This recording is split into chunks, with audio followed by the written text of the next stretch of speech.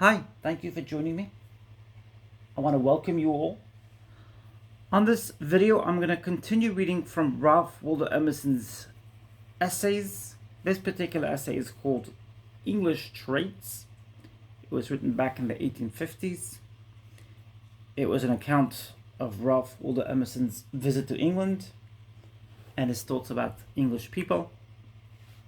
I've been reading from this essay in particular amongst other essays written by Ralph Waldo Emerson, and I want to continue on doing so. Thank you for joining me. Thank you for taking the time out of your busy schedule, from your busy day, to join me as I read from this amazing book.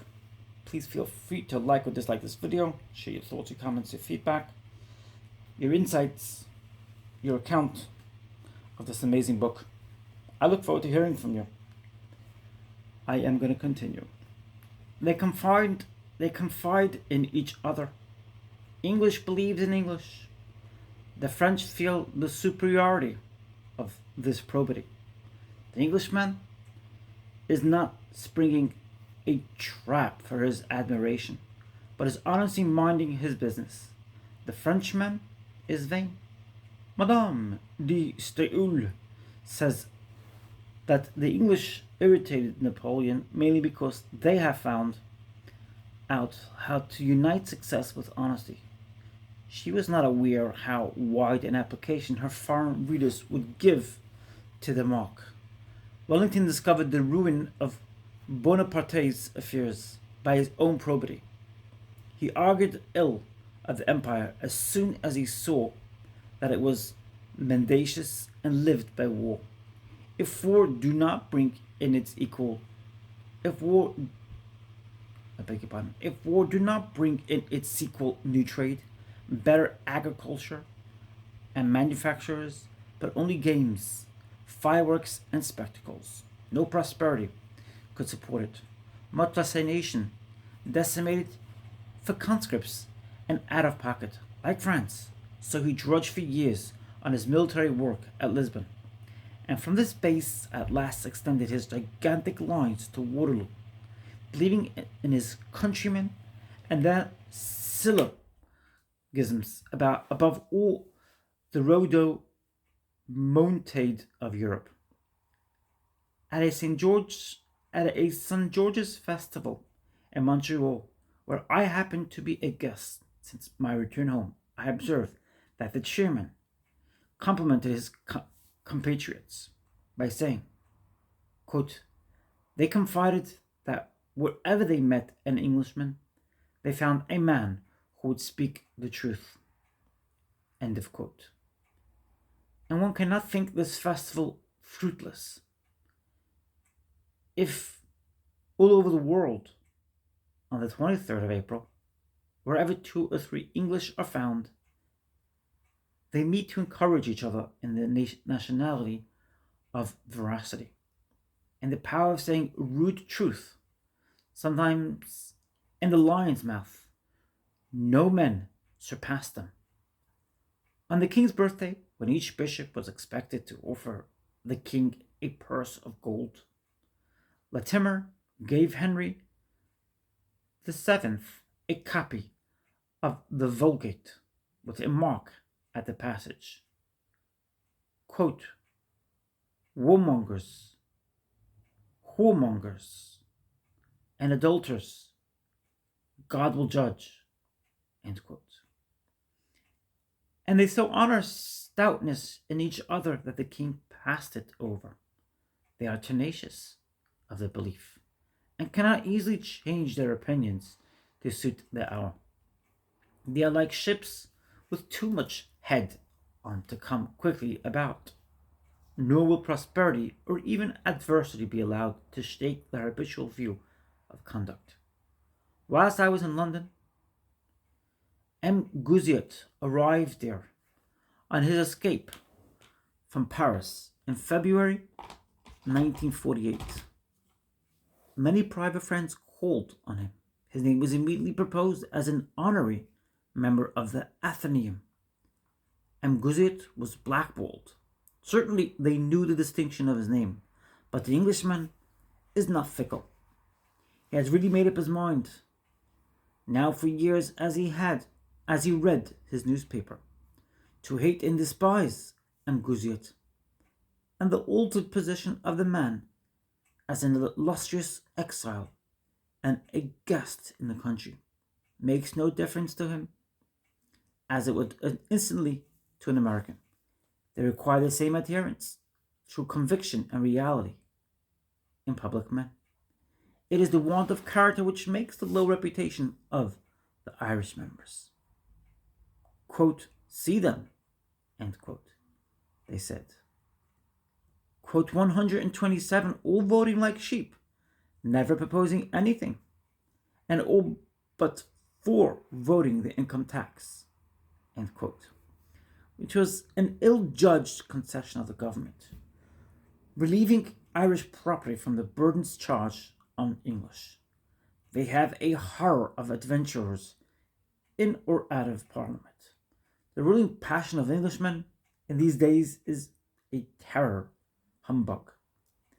In the same proportion, they value honesty, stoutness, and adherence to your own. They like a man committed to his objects. They hate the French as frivolous. They hate the Irish as aimless. They hate the Germans as professors. In February 1848, they said, look, the French king and his party fell for want of a shot. They had not conscience to shoot. So entirely was the pith and heart of the monarchy eaten out. They attacked their own politicians every day on the same grounds as adventurers. They love stoutness in standing for your right, in declining money or promotion that costs any concession. The barrister refuses the silk gown of Queen's Counsel if his junior have it one day earlier. Lord Collingwood would not accept his medal for victory on 14 February 1797 if he did not receive one for victory on 1st June 1794. And long withholden medal was accorded when Castlereagh dissuaded Lord Wellington from going to the King's leave until the unpopular Sintra business had been explained. He replied, quote, you furnish me a reason for going. I will go to this, or I will never go to a King's levee, end quote.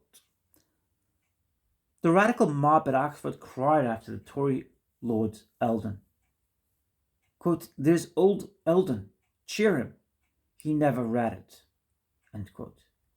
They have given the parliamentary nickname of trimmers to themselves, to time service, whom English character does not love.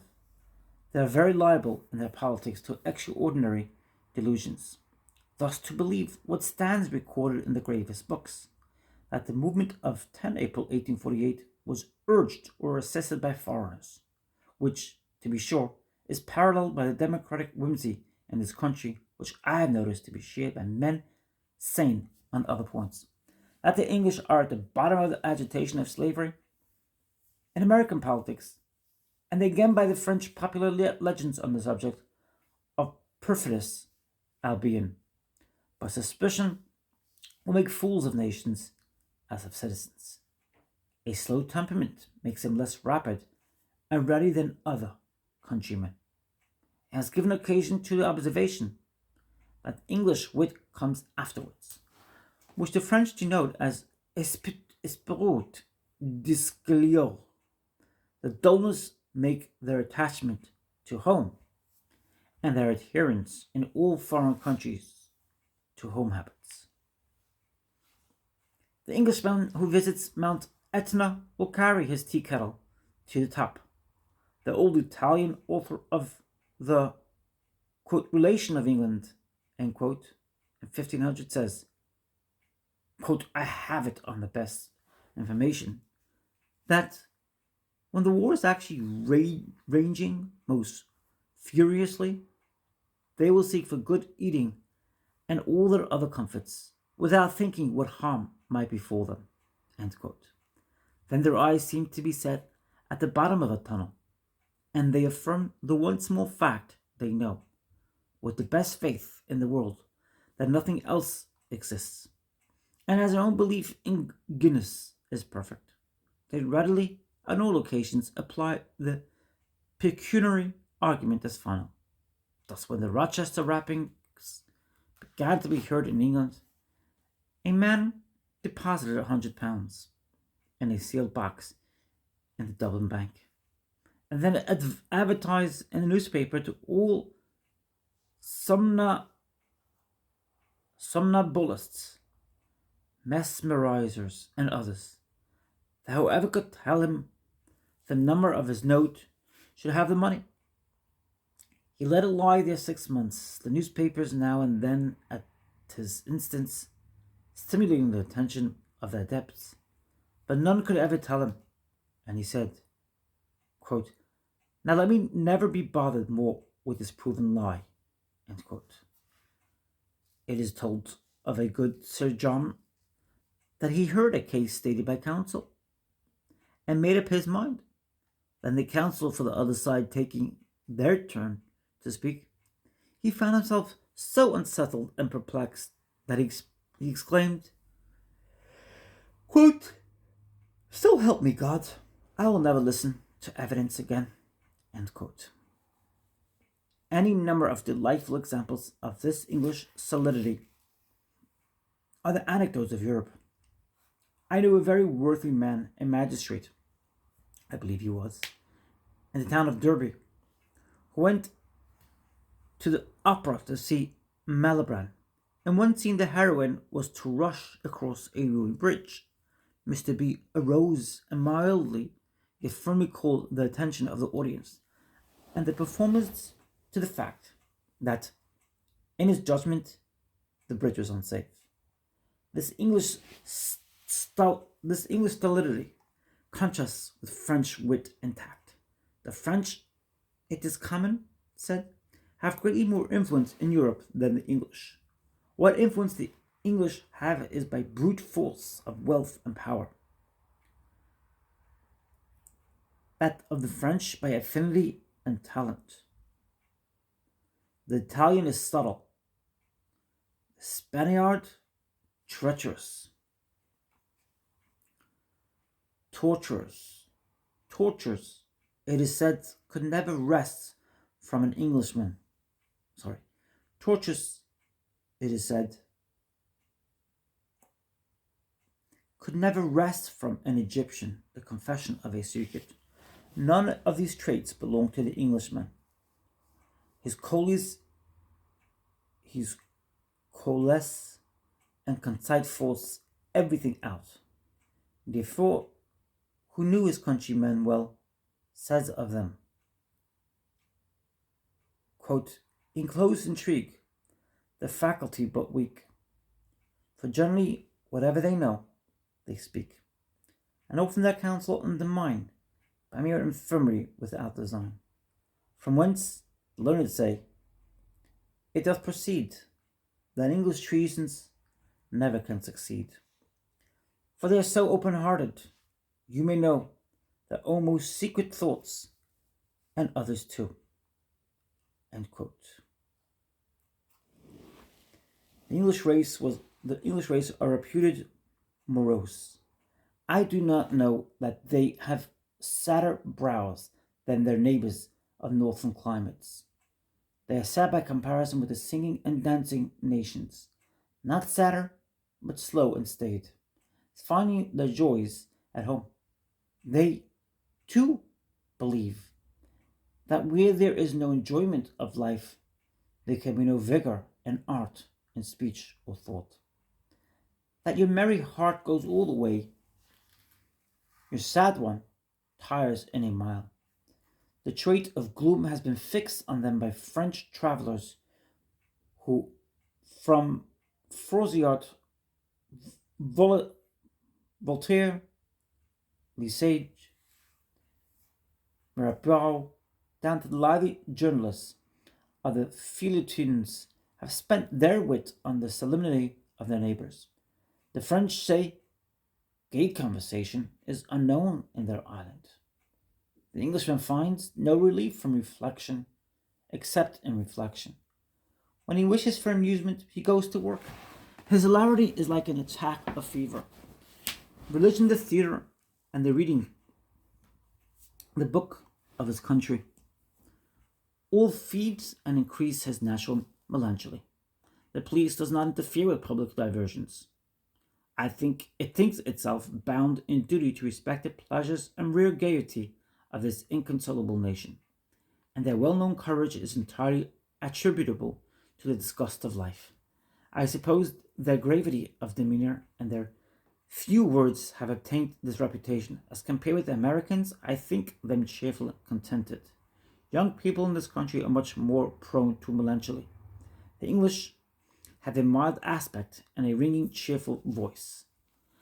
They are large-natured and not so easily amused as the Southerners, and are among them as grown people among children requiring war or trade or engineering or science instead of frivolous games. They are proud in private, and even if disposed to recreation, will avoid an open garden. They sported sadly, ills samuseant,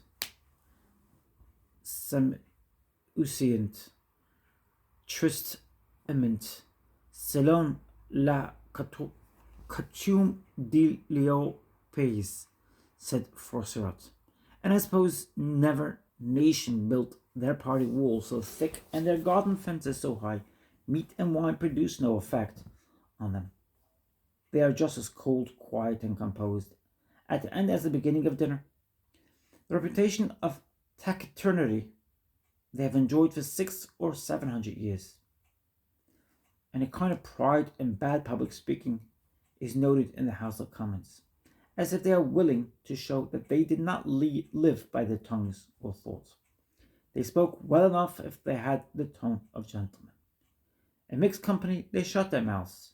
A Yorkshire mill owner told me he had ridden more than once all the way from London to Leeds in the first-class carriage with the same persons and no word exchange. The clubhouses were established to cultivate social habits, and it is rare that more than two eat together, and oftenest one eats alone. Was it then a stroke of humour in the serious Swedenborg, or was it only his pitiless logic that made him shut up the English souls and a heaven by themselves? They are contradictorily described as sour, splenetic, and stubborn, and as mild, sweet, and sensible. The truth is they have great range and variety of character. Commerce sends abroad multitudes of different classes. The choleric Welshman, the fervid Scot, the bilious resident in the East or West Indies, are wide of the perfect behavior of the educated and dignified man of family. So is the burly farmer, so is the country squire, and his narrow and violent life. In every inn is the commercial room in which travellers or bagmen who carry patterns and solicit orders for the manufacturers are wont to be entertained. It easily happens that this class should characterize England to the foreigner, who meets them on the road and at every public house, whilst the gentry avoid the taverns or schedule themselves whilst in them. But in these classes are the right English stock, and may freely show the national qualities before yet art and education have dealt with them. They are good lovers, good haters, slow but obstinate admirers, and all things very much steeped in their temperament, like man hardly awaked from deep sleep, which they enjoy. The habits and instincts cleave to nature. They are of the earthy, and of the sea, as sea kinds, attached to it for what it yields them, and not from any sentiment. They are full of coarse strength, rude exercise, butcher's meat, and sound sleep, and suspect any poetic insinuation or any hint for the conduct of life which reflects on this animal existence, as if somebody were fumbling at the umbilical cord and might stop their supplies. They doubt a man's sound judgment if he does not eat with appetite, and shake their heads if he is particularly chaste. Take them as they come. You shall find in the common people a surly indifference, sometimes gruffness and ill temper, and in minds and more power magazines of inexhaustible war challenging. Quote, the ruggedest hour, the time and spite they bring to frown upon the enraged Northumberland. End quote. They are headstrong believers and defenders of their opinion, and not less resolute in maintaining their whim and perversity. Hezekiah Woodward wrote a book against the Lord's Prayer, and one can believe that Burton, the anatomist of melancholy, having predicted from the stars the hour of his death, slipped the knot himself round his own neck, not to falsify his horoscope. The looks bespeak as an invincible stoutness. They have extreme difficulty to run away and will die game. Wellington said of the young coxcombs, of the lifeguards delicately brought up, quote, but the puppies fight well, end quote. And Nelson said of his sailors, quote, they really mind shot no more than peas, end quote. Of absolute stoutness, no nation has more or better examples. They are good at storming redoubts, at boarding frigates, at dying in the last ditch, or any desperate service which has daylight and honor in it, but not, I think, at enduring the rack or any passive obedience, like jumping off a castle roof at the word of a czar, being both vascular and highly organized, so as to be very sensible of pain, and intellectual, so as to see reason and glory in a matter. Of that constitutional force which yields the supplies of the day, they have more. I beg your pardon. Of that constitutional force which yields the supplies of the day, they have the more than enough. The excess which creates courage and fortitude, genius in poetry, invention in mechanics, enterprise in trade, magnificence in wealth, splendor in ceremonies, petulance in projects in youth. The young men have a rude health which runs into peccant humours. They drink brandy like water, cannot expend their quantities of waste strength or riding, hunting, swimming, and fencing, and run into absurd frolics with the gravity of the Eumenides. The Eumenides, they stoutly carry into every nook and corner of the earth their turbulent sense, leaving no lie uncontradicted, no pretension unexamined. They chew hashish, they cut themselves with poison creases, swing their hammock in the brows of the Bohun Upas, taste every poison by every secret. At Naples they put St. Januarius' blood in an alembic. They saw a hole into the head of the, quote, winking virgin, end quote. To know why she winks, measure with an English for truly every cell of the Inquisition, every Turkish Kaaba, every Holy of Holies. Translate and send to Brentley the acronym bribed and bullied away from shuddering Brahmins, and measure their own strength by the terror they cause. These travellers are of every class, the best and the worst, and it may easily happen that those of rudest behaviour are taken notice and remembered. The Saxon melancholy, and the vulgar rich and poor appeases as gushes of ill humour, which every check exasperates into sarcasm and vituperation. There are multitudes of rude young English who have the self-sufficiency and bluntness of the nation, and who, with this disdain of the rest of mankind, and with this indigestion and choler, have made the English traveller a proverb for uncomfortable and offensive manners. It was so bad.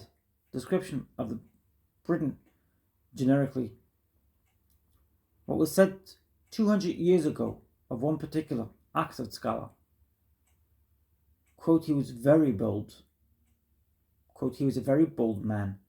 Uttered anything that came into his mind, not only among his companions, but in public coffee houses, and would often speak his mind of particular persons then accidentally present, without examining the company he was in, for which he was often reprimanded and several times threatened to be kicked and beaten. End quote. The common Englishman is prone to forget a cardinal article in the Bill of Social Rights, that every man has a right to his own ears. No man can claim to usurp more than a few cubic feet of the audibilities of a public room, or to put upon the company with the loud statement of his cliches or personalities. But it is in the deep traits of race that the fortunes of nations are written, and however derived, whether a happier tribe or mixture of tribes, the ear or what circumstance that makes for them the golden mean of temperament, here exists the best stock in the world, broad-fronted, broad-bottomed, best for depth, range, and equability. Men have a plumb in the reserves. Men have a plumb and reserves. Great range in many moods. Strong instincts, yet apt for culture. All classes as well as clerks, earls, and tradesmen. Wise minority as well as foolish majority. Abysmal temperament, hiding wells of wrath, and glooms on which no sunshine settles.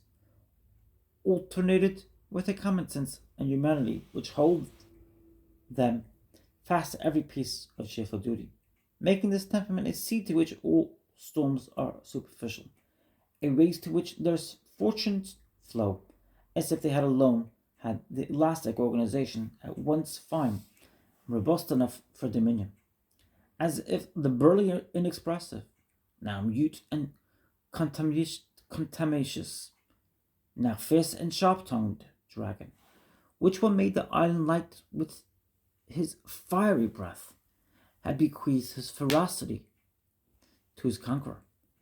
They hide virtues under vices, or the semblance of them. It is the misshapen, hairy Scandinavian troll again, who lifts the cart out of the mire, or threshes. Quote, the corn that 10-day laborers could not end. End quote. But it is done in the dark and muttered maledictions. He is trolled with a soft place in his heart, whose speech is a brash of bitter waters, but who loves to help you at a pinch.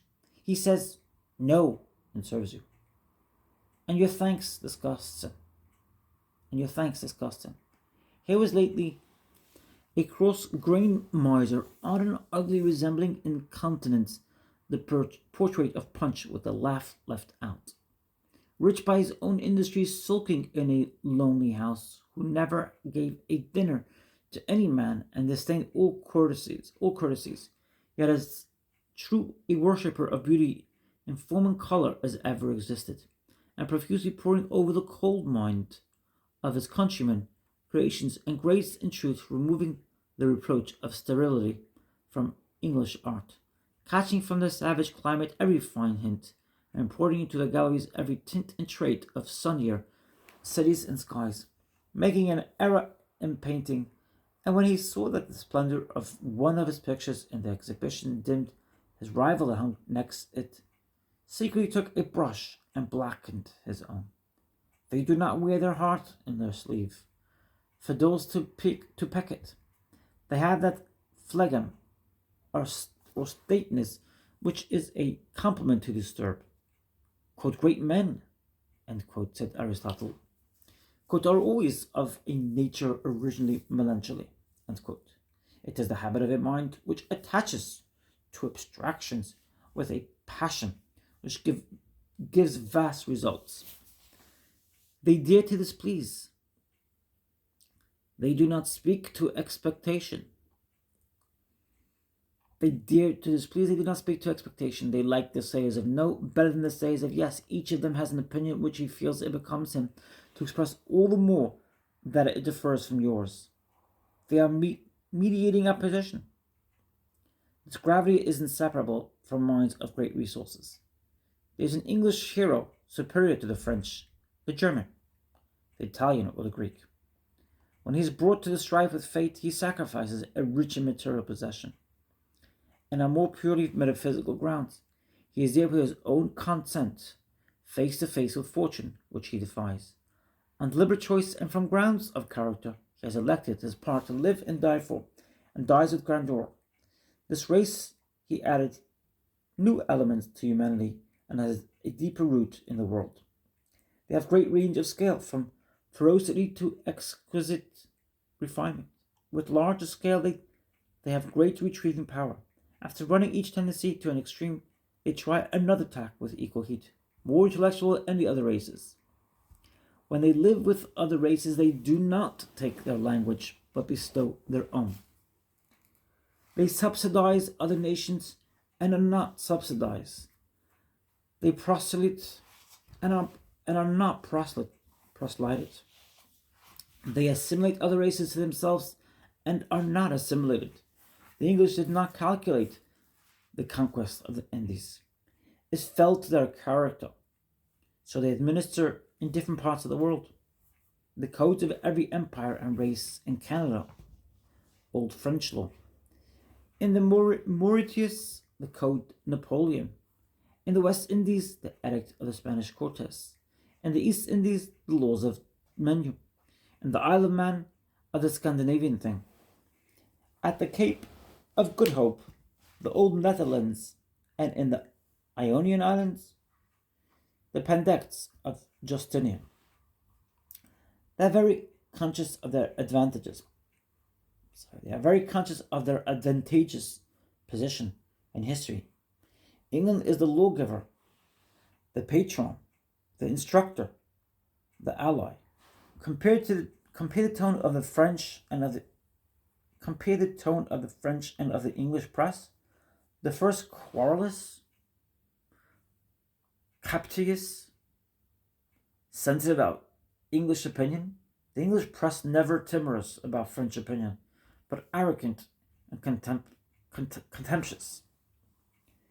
They are testy and headstrong through an excess of will and bias, churlish as men sometimes please to be who do not forget. A debt who ask no favors and who will do what they like with their own. With education and intercourse, they aspiratics wear and leave the goodwill pure.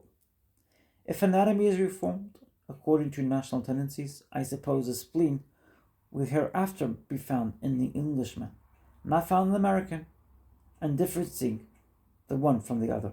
I anticipate another anatomical discovery, that this organ will be found to be cortical and caduceus,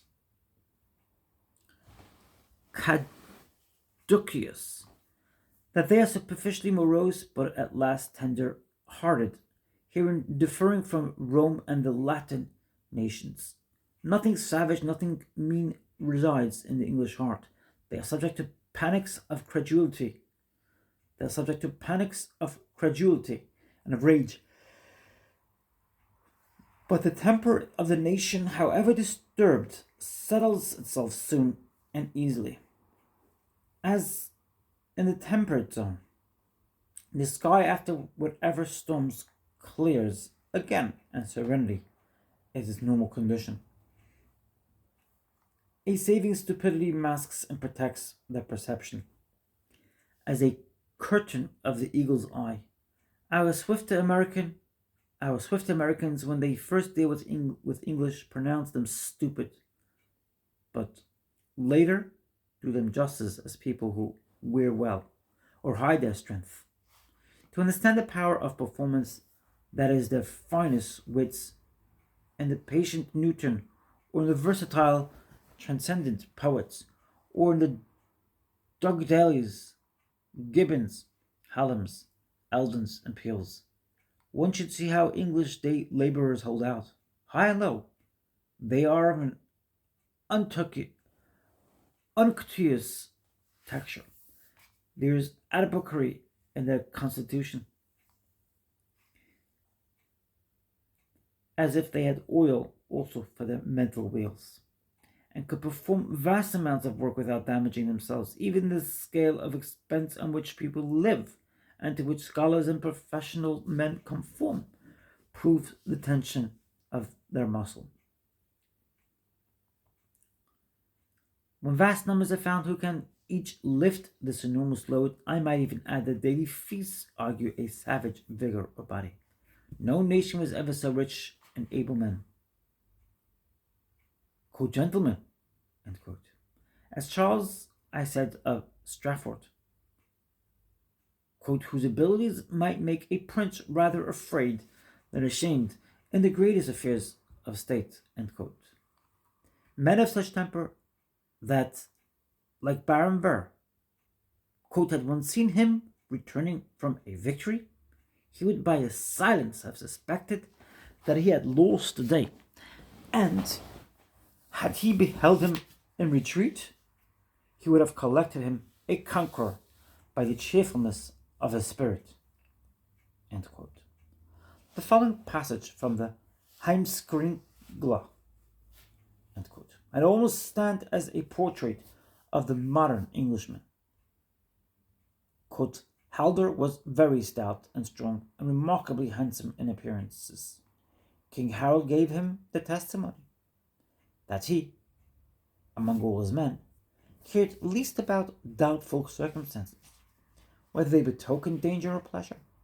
For whatever turned up, he was never in higher nor in lower spirits. Never slept less nor more on account of them, nor ate nor drank but according to his custom. Haldo was not a man of many words, but short in conversation, told his opinion bluntly, and was obstinate and hard, and this could not please the king, who had many clever people about him. Zealous in his service, Haldo remained a short time with the king, and then came to Iceland, where he took up his abode in Hiardaholt, and dwelt in that farm to a very advanced age. End quote. The national temper and the civil history is not flashy or whiffling. The slow, deep English mass smolders with fire, which at last sets all its borders in flame. The wrath of London is not French wrath, but has a long memory, and in its hottest heat, a register and rule. Half their strength they put not forth. They are capable of sublime resolution, and therefore the war of races, often predicted and making itself a war opinion, also a question of despotism and liberty coming from Eastern Europe, should menace the English civilization. These sea kings may take once again to their floating castles and find a new home in a second millennium of power in their colonies. The stability of England is the security of the modern world. If the English race were as mutable as the French, what reliance? But the English stand for liberty. The conservative, money-loving, lord-loving English are yet liberty-loving, and so freedom is safe. For they have more personal force than any other people. The nation always resists the immoral action of the government. They think humanly on the affairs of France, of Turkey, of Poland, of Hungary, of Schleswig-Holstein, though overborne by the statecraft of the rulers at last. Does the early history of each tribe show the permanent bias, which, though not less potent, is masked as a tribe spreads its activity into colonies, commerce, codes, arts letters?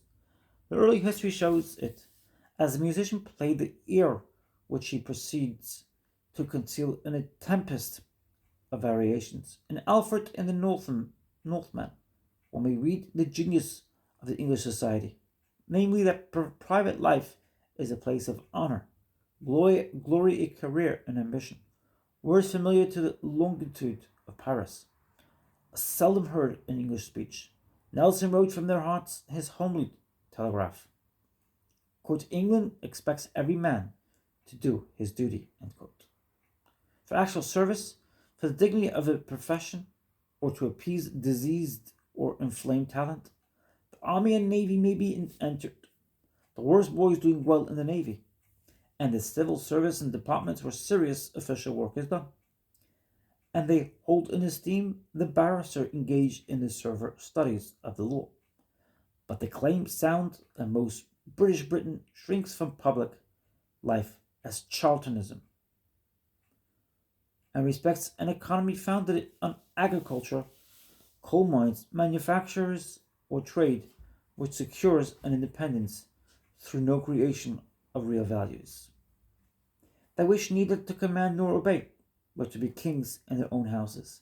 They intellectual and deeply enjoy literature. They like well to have the world served up to them in books, maps, models, and every mode of exact information. And though not creators in art, they value its refinement. They are ready for leisure, can direct, and fill their own day, nor need so much as others the constraint of a necessity.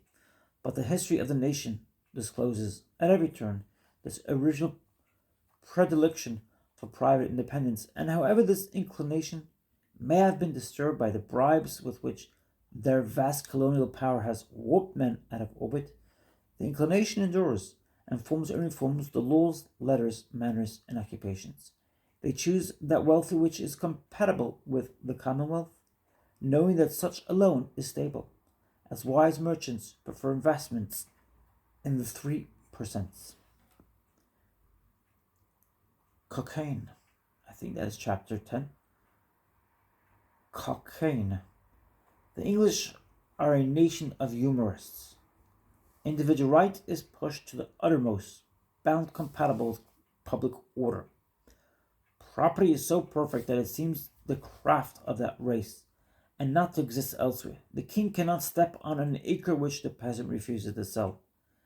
A testator endows a dog or a rookery, and Europe cannot interfere with his absurdity. Every individual has his particular way of living, which he pushes to folly, and the decided sympathy of his compatriots is engaged to back up Mr. Crump's whim by statutes and chancellors and horse guards. There is no freak so ridiculous but some Englishman has attempted to immoralize by money and law. British citizenship is as omnipotent as Roman was. Mr. Cockayne is very sensible of this. The Prussian man means by freedom the right to do as he pleases and does wrong, in order to feel his freedom, and makes conscience of persisting in it. He is intensely patriotic, for his country is so small. His confidence in the power and performance of his nation makes him provokingly incurious about other nations. He dislikes foreigners. Swedenborg, who lived much in England, notes, quote, the similitude of minds among the English is in consequence of which they contract familiarity with friends who are of that nation, and seldom with others, and they regard foreigners as one looking through a telescope from the top of a place regards those who dwell or wander about out of the city, end quote. A much older traveller, the Venetian, who wrote the, quote, Relation of England, end quote, 1500, says, quote, the English are great lovers of themselves and of everything belonging to them. They think that there are no other men than themselves, and no other world but England. And whenever they see a handsome foreigner, they say that he looks like an Englishman, and it is a great pity he should not be an Englishman. And whenever they partake of any delicacy with a foreigner, they ask him whether such a thing is made in his country, end quote. When he adds epithets of praise, his climax is, quote, so English, end quote. And when he wishes to pay you the highest compliment, he says, quote, I should not know you from an Englishman, end quote. France is, by its natural contrast, a kind of blackboard on which English character draws its own traits in chalk. The arrogance habitually exhibited itself in allusions to the French. I suppose that all men of English blood in America, Europe, or Asia have a secret feeling of joy that they are not French natives. Mr. Coleridge is said to have given public thanks to God at the close of a lecture that he had defended him from being able to utter a single sentence in the French language. I have found that Englishmen have such a good opinion of England that the ordinary phrases in all good society of postponing or disparaging one's own things in talking with a stranger are seriously mistaken by them for an insuppressible homage to the merits of their nation. And the New Yorker or Pennsylvanian who modestly laments the disadvantage of a new country, loggards and savages, is surprised by the instant and unfeigned commiseration of the whole company, who plainly account all the world out of England a heap of rubbish. The same insular limitation pinches his foreign politics. He sticks to his traditions and usages, and, so help him God, he will force his island by laws down the throat of great countries, like India, China, Canada, Australia. And not only so, but will impose whapping on the Congress of Vienna and trample down all nationalities with his tax boots.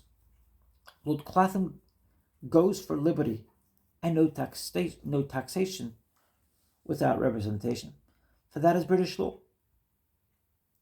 But not a hobnail shall they dare make in America, but buy their nails in England. For that also is British law, and the fact that British commerce was recreated by the independence of America took them all by surprise. In short, I am afraid that English nature is so rank and aggressive as to be a little incompatible with every other. The world is not wide enough for two, but beyond this nationality, it must be admitted that the island offers a daily worship to the Old Norse and brag, celebrated among our Scandinavian forefathers for his eloquence and majestic air. The English have a steady courage that fits them for great attempts and endurance. They have also a petty courage through which every man delights in showing himself for what he is, and is doing what he can, so that in all companies each of them has too good an opinion of himself to imitate anybody.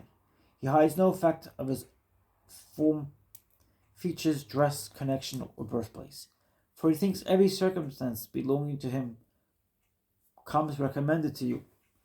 If one of them have a bald or a red or a green head or bow legs or a scar or mock or a paunch or a squeaking or a raven voice, he has persuaded himself that there is something modish and becoming in it, and that it sits well on him. But nature makes nothing in vain, and the little superfluity of self-regard in the English brain is one of the secrets of their power and history. It sets every man on being and doing what he really is and can. It takes away a dodging, skulking, secondary air and encourages a frank and manly bearing, so that each man makes the most of himself and loses no opportunity for want or pushing. A man's personal defects will commonly have with the rest of the world precisely that importance which they have to himself. If he makes light of them, so will other men. We all find in these a convenient meter of character, since a little man would be ruined by the vexation. I remember a shrewd politician in one of our western cities told me that, quote, he had known several successful statesmen made by the foible, end quote.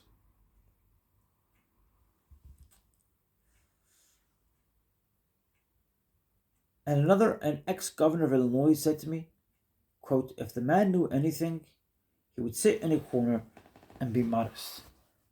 But he is such an ignorant peacock that he goes bustling up and down and hits on extraordinary discoveries.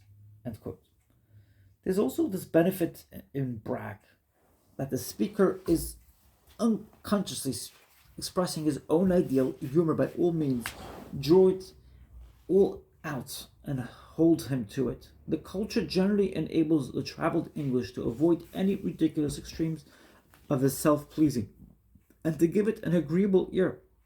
And the natural disposition is fostered by the respect which they find entertained in the world of English ability. It was said of Louis,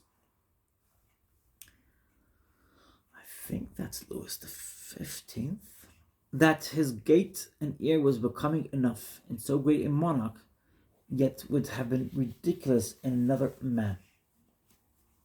So the prestige of the English name warrants a certain confident bearing with a Frenchman or Belgian could not carry. At all events, they feel themselves at liberty to assume the most extraordinary tone on the subject of English merits. An English lady on the Rhine, hearing a German speaking of her party as foreigners, exclaimed, quote, we are not foreigners, we are English. It is you that are foreigners, end quote. They tell you daily in London the story of a Frenchman and an Englishman who quarreled. Both are unwilling to fight, but their companions put them up to it. At last it was agreed that they should fight alone in the dark and with pistols. The candles were put out, and the Englishman, to make sure not to hit anybody, fired up his chimney and brought down the Frenchman. They have no curiosity about foreigners, and answer any information you may volunteer with, quote, oh, end quote, until the informant makes up his mind that they shall die in their ignorance. For any help he will offer, there are really no limits to this conceit, though brighter men among them make painful efforts to be candid. The habit of brag runs through all classes, from the quote, Times, end quote, newspaper, through politicians and poets, through Wordsworth, Carlyle, Mill, and Sidney Smith, down to the boys of Eton. In the gravest treatise on political economy, in a philosophical essay, in books of science, one is surprised by the most innocent exhibition of unflinching nationality.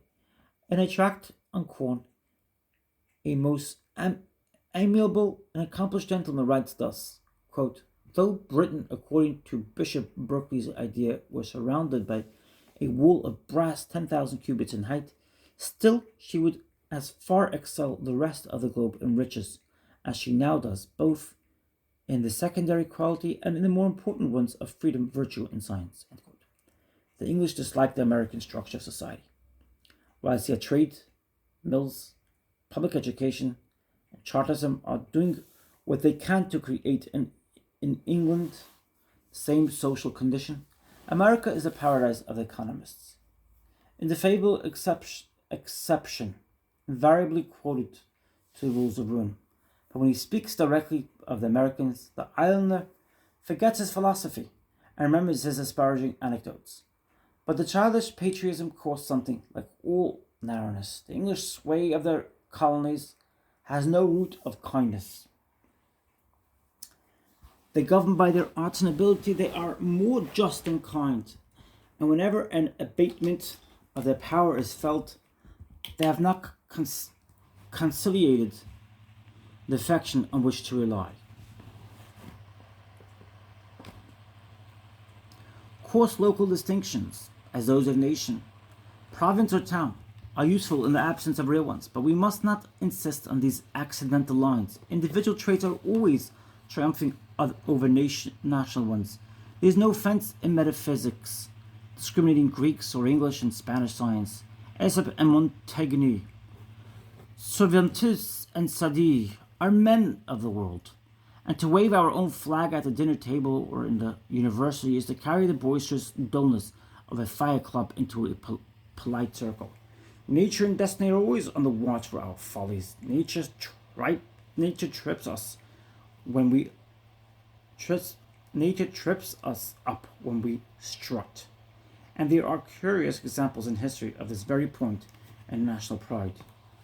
George of Cappadocia, born at Epiphania in Cilicia, was a low parasite who got a lucrative contract to supply the army with bacon. A rogue and informer, he got rich and was forced to run from justice. He saved his money, embraced Arianism, collected a library, and got promoted by a faction to the episcopal throne of Alexandria. When Judea came, AD 361, George was dragged in prison. The prison was burst open by the mob, and George was lynched, as he deserved. And this precious knave became, in good time, St. George of England, patron of chivalry, emblem of victory and civility, and the pride of the best blood of the modern world. Strange that the solid truth-speaking Briton should derive from an impostor. Strange that the New World should have no better luck, that broad America must wear the name of a thief. Amerigo Vespucci, the pickle dealer of Seville, who went out in 1499 a subaltern with Hojeda, and whose highest naval rank was boatswain's mate in an expedition that never sailed, managed in this lining world to supplant Columbus and baptize half the earth with his own dishonest name. Thus nobody can throw stones. We are equally badly off in our founders, and the false pickle dealer in an offset to the false bacon seller. Chapter 10. Wealth. There's no country in which so absolute a homage is paid to wealth. In America there is a touch of shame when a man exhibits the evidence of large property, as if after all it needed apology. But the Englishman has pure pride in his wealth, and esteems it a final certificate. A coarse logic rules throughout all English souls. If you have merit, can you not show it by your good clothes and coach and horses? How can a man be a gentleman without a pipe of wine? Hayton says, quote, there is a fierce resolution to make every man live according to the means he possesses, end quote. There's a mixture of religion in it. They are under the Jewish law, and read with sonorous emphasis that their days shall be long in the land. They shall have sons and daughters, flocks and herds, wine and oil, in exact proportion in the reproach of poverty. They do not wish to be represented except by opulent men. An Englishman who has lost his fortune is said to have died of a broken heart. Last term of insult is, quote, a beggar, end quote, end quote. Nelson said, quote, the want of fortune is a crime which I can never get over, end quote. Sidney Smith said, quote, poverty is infamous in England, end quote. And of their recent writers speaks in reference to a private and scholastic life of, quote, the grave moral deterioration which follows an empty exchequer, end quote. You shall find this sentiment, if not so frankly put, yet deeply implied in the novels and romances of the present country, and not only in these, but in biography and in the votes of public assemblies, in the tone of the preaching and in the table talk. I was lately turning over Wood Athens, Oxonienses, and looking naturally for another standard in a chronicle of the scholars of Oxford. For 200 years, but I found the two disgraces in that, as in most English books, are first disloyalty to the church and state, and second, to be born poor, or to come to poverty. A natural fruit of England is the brutal political economy. Malthus finds no cover laid at nature's table for the labourer's son. In 1809, the majority in Parliament expressed itself by the language of Mr. Fuller in the House of Commons. Quote, if you do not like the country, damn you, you can leave it. When Sir S. Romilly proposed his bill forbidding parish officers to bind children apprentices at a greater distance than 40 miles from their home, Peel opposed, and Mr. Whately said, quote, though in the higher ranks to cultivate family affections was a good thing, it was not so among the lower orders. Better take them away from those who might deprave them, and it was highly injurious to trade a stop binding to manufacturers, as it must raise the price of labor and manufactured goods. End quote. Respect for truth of facts in England is equaled only by the respect for wealth. It is at once the pride of art of the Saxon, as he is a wealth maker, and his passion for independence. The Englishman believes that every man must take care of himself, and has himself to thank if he do not mend his condition. To pay the debts in the national point is the national point of honor. From the Exchequer and the East India House to the huckster's shop, everything prospers because it is solvent. The British armies are solvent and pay for what they take. The British Empire is solvent, for in spite of the huge national debt, the valuation amounts. During the war from 1789 to 1815, whilst they complained that they were taxed within an inch of their lives, and by dint of enormous taxes were subsiding all the continent against France, the English were growing rich every year faster than any people ever grew before. And the maxim that the weight of taxes must be calculated not by what is taken, but by what is left. Solvency is in the ideas and mechanism of an Englishman. I'm going to repeat that. It is a maxim that the weight of taxes must be calculated not by what it takes, but by what is left. Solvency is in the idea and mechanism of an Englishman. The Crystal Palace is not considered honest until it pays, no matter how much convenience, beauty of the cloth. It must be self-supporting. They are contented with slower streamers, as long as they know that swifter boats lose money. They proceed logically by the double method of labor and thrift. Every household exhibits an exact economy, and nothing of that uncalculated headlong expenditure which families use in America. If they cannot pay, they do not buy, for they have no presumption or better fortunes next year, as our people have. And they say without shame, I cannot afford it. Gentlemen, do not hesitate to ride in the second-class cars or in the second cabin. An economist or a man who can proportion his means and his ambition will bring the year round with expenditure which expresses his character without embarrassing one day of his fortune, is already a master of life. And a freeman, Lord Burleigh, writes to his son that, quote, one ought never to devote more than 2/3 of his income to the ordinary expenses of life, since the extraordinary will be certain to absorb the other third. End quote. Ambition to create value evokes every kind of ability. Government becomes a manufacturing corporation and every house a mill. The headlong bias to utility will let no talent lie in a napkin. If possible, will teach spiders to weave silk stockings. An Englishman, while he eats and drinks no more or not much more than any other man, labors 3 times as many hours in the course of a year as another European. Or his life as a workman is three lives. He works fast. Everything in England is at a quick pace. They have reinforced their own productivity by the creation of that marvelous machinery which differences this age from any other age. It is a curious chapter in modern history. The growth of the machine shop.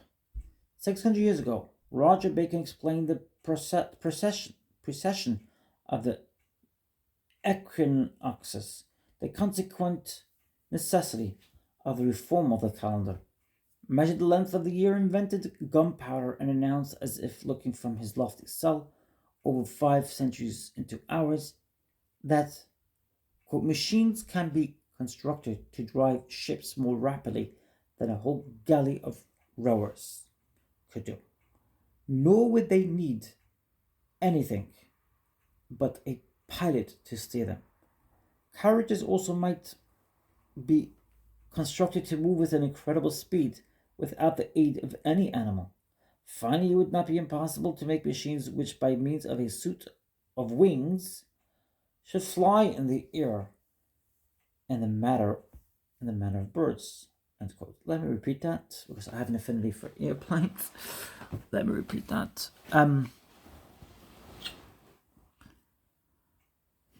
Machines can be constructed to drive ships more rapidly than a whole galley of rowers could do.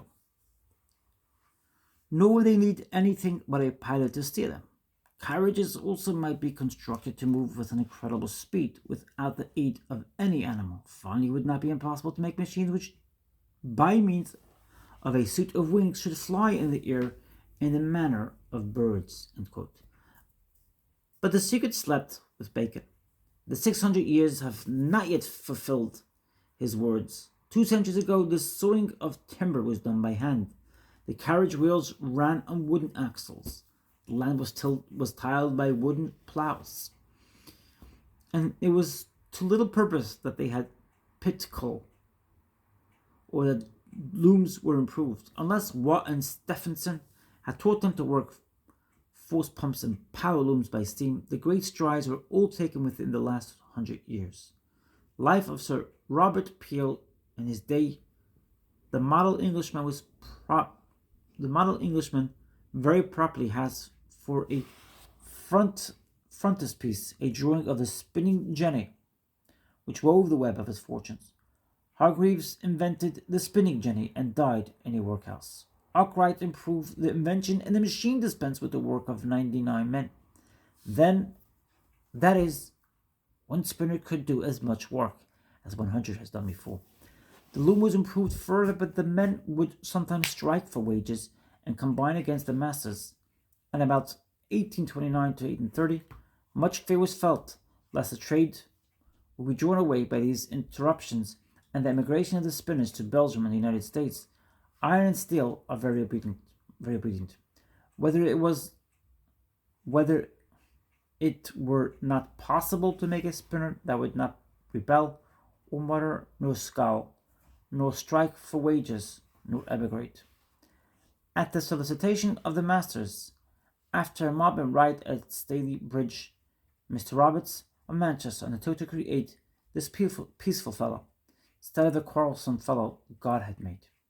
After a few trials, he succeeded, and in 1830 procured a patent for his self-acting mule, a creation the delight of mill owners, and, quote, destined, unquote, they said, quote, to restore order among the industrious classes, unquote. A machine requiring only a child's hand to piece the broken yarns, and Arkwright had destroyed domestic spinning, so Roberts destroyed the factory spinner. The power of machinery in Great Britain in mills has been computed to be equal to 600 million men, one man being able, by the aid of steam, to do the work which required 250 men to accomplish 50 years ago. The production has been commensurate. England already had this laborious race: rich soil, water, wood, coal, iron, and favorable climate. 800 years ago, commerce had made it rich and was recorded. Quote, England is the richest of all the northern nations. End quote. The Norman historians recite that, quote, in 1067, William carried with him into Normandy from England more gold and silver than had ever before been seen in Gaul, end quote. But when to this labor and trade and these native resources is added this goblin of steam with his myriad arms never tried, working night and day everlastingly, the amassing of property has run out all figures. It makes the motor of the last 90 years. The steam pipe has added to her population and wealth the equivalent of 4 or 5 Englands. 40,000 ships are entered in Lloyd's lists. The yield of what has gone on from 2 million quarters in the time of Stuarts to 30 million in 1854. 1,000 million of pounds sterling are said to compose the floating money of commerce. In 1848, Lord John Russell stated that the people of this country had laid out 300 million capital in railways in the last 400 years. But a better measure than these sounding figures is the estimate that there is wealth enough in England to support the entire population in idleness for 1 year. The wise, versatile, all-giving machinery makes chisels, roads, locomotives, telegraphs. Whiteworth divides a bar to a millionth of an inch. Steam twines huge cannon into wreaths as easily as it braids straw, and vies with the volcanic forces which twisted the strata. It can clothe shingle mountains with ship oaks, make sword blades that will cut gun barrels in two. And in Egypt, it can plant forests and bring rain after 3,000 years.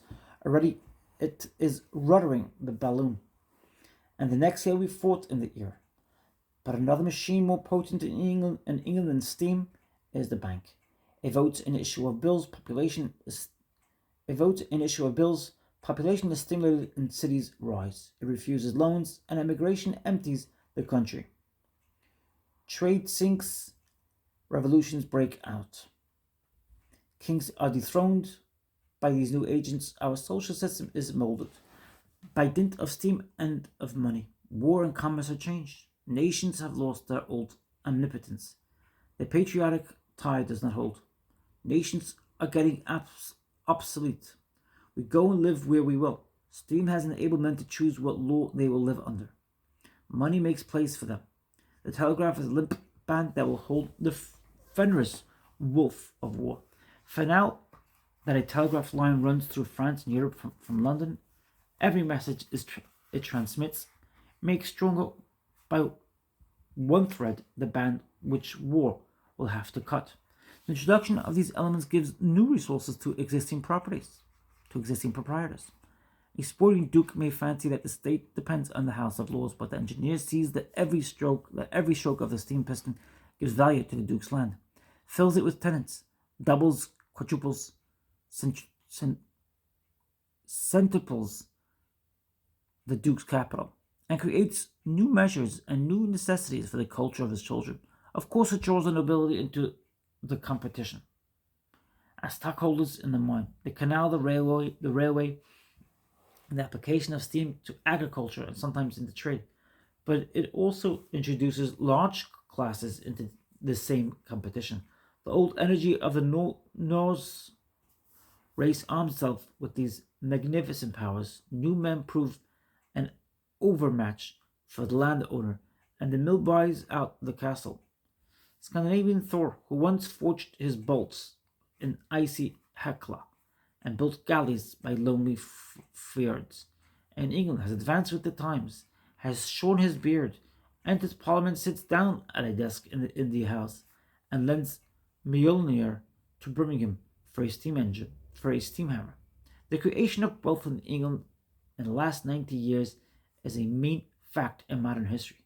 The wealth of London determines prices all over the globe. All things precious or useful, or amusing, or intoxicating, are sucked into this commerce and floated into London. Some English private fortunes reach and some exceed $1 million a year. 100,000 palaces adorn the island, all that can feed the senses and passions, all that can succor the talent of hands of intelligent middle class, who never spare what they buy for their own consumption. All that can aid science, gratify taste, or soothe comfort is an open market. Whatever is excellent and beautiful in civil, rural, or ecclesiastic architecture, in fountain, garden, or grounds the English noble crosses sea and land to see and to copy at home. The taste and science of 30 peaceful generations, the gardens which Evelyn planted, the temples and pleasure houses which Inigo Jones and Christopher Wren built, the wood that Gibbons carved, the tastes of foreign and domestic artists, Shenstone, Pope, Brown, Luton, Paxson, are in the vast auction, and the hereditary principle heads on the owner of today. The benefit of ages of owners, the present possessors are to the full and absolute as any of their fathers in choosing and procuring what they like. This comfort and splendor, the breadth of lake and mountain, tillage, pasture, and park, sumptuous castle and modern villa, all consist with perfect order. They have no revolutions, no horse garden, no horse guards dictating to the crown, no partisan poisards and barricades, no mob, but drowsy habitude, daily dress dinners, wine and ale and beer and gin and sleep. With his power of creation and his passion for independence, property has reached an ideal perfection. It is felt and treated as a nation's national lifeblood. The laws are framed to give property the securest possible basis, and the provisions to look and transmit it have exercised the cunningest heads in a profession which never admits a fool. The rights of property nothing but felony and treason can override. The house is a castle which the king cannot enter. The bank is a strong box which the king has no key. Whatever sorely sweetness possession can give is tasted in England to the dregs. Vested rights are awful things, and absolute possession gives the smallest freeholder identity of interest with the duke. High stone fences and padlocked garden gates announce the absolute will of the owner to be alone. Every whim of exaggerated egotism is put into stone and iron, into silver and gold, with costly deliberation and detail. An Englishman hears that the Queen Dowager wishes to establish some claim to put her park paling a rod forward into his grounds, so as to get a coachway and save her a mile to the avenue. Instantly he transforms his paling into stone masonry, solid as the walls of Coma, and all Europe cannot prevail on him to sell or compound for an inch of the land. They delight in a freak as the proof of their sovereign freedom.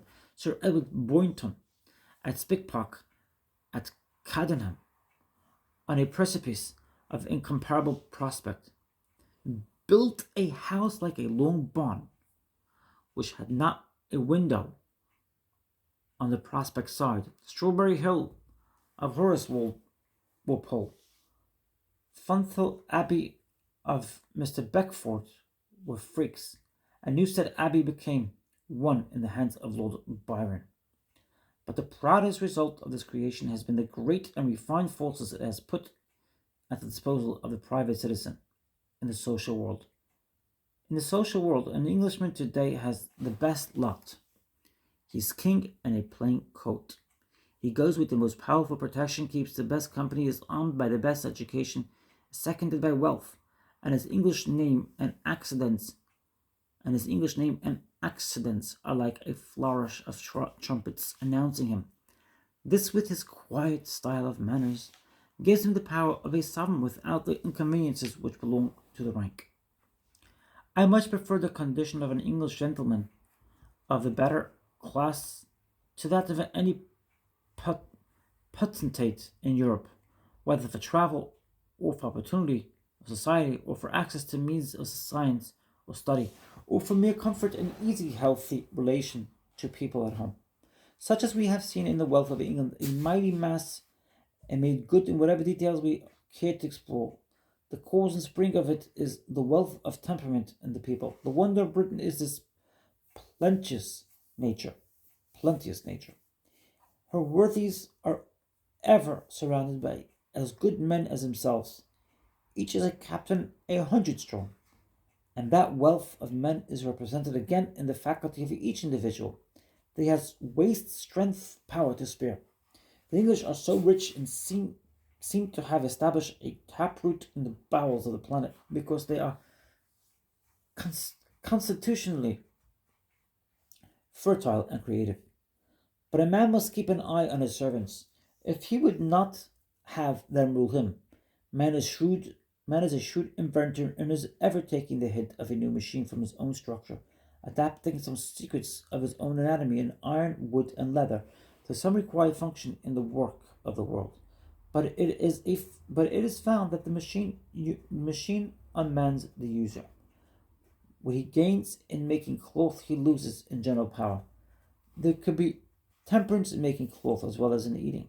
A man should not be a silkworm, nor a nation a tent of caterpillars.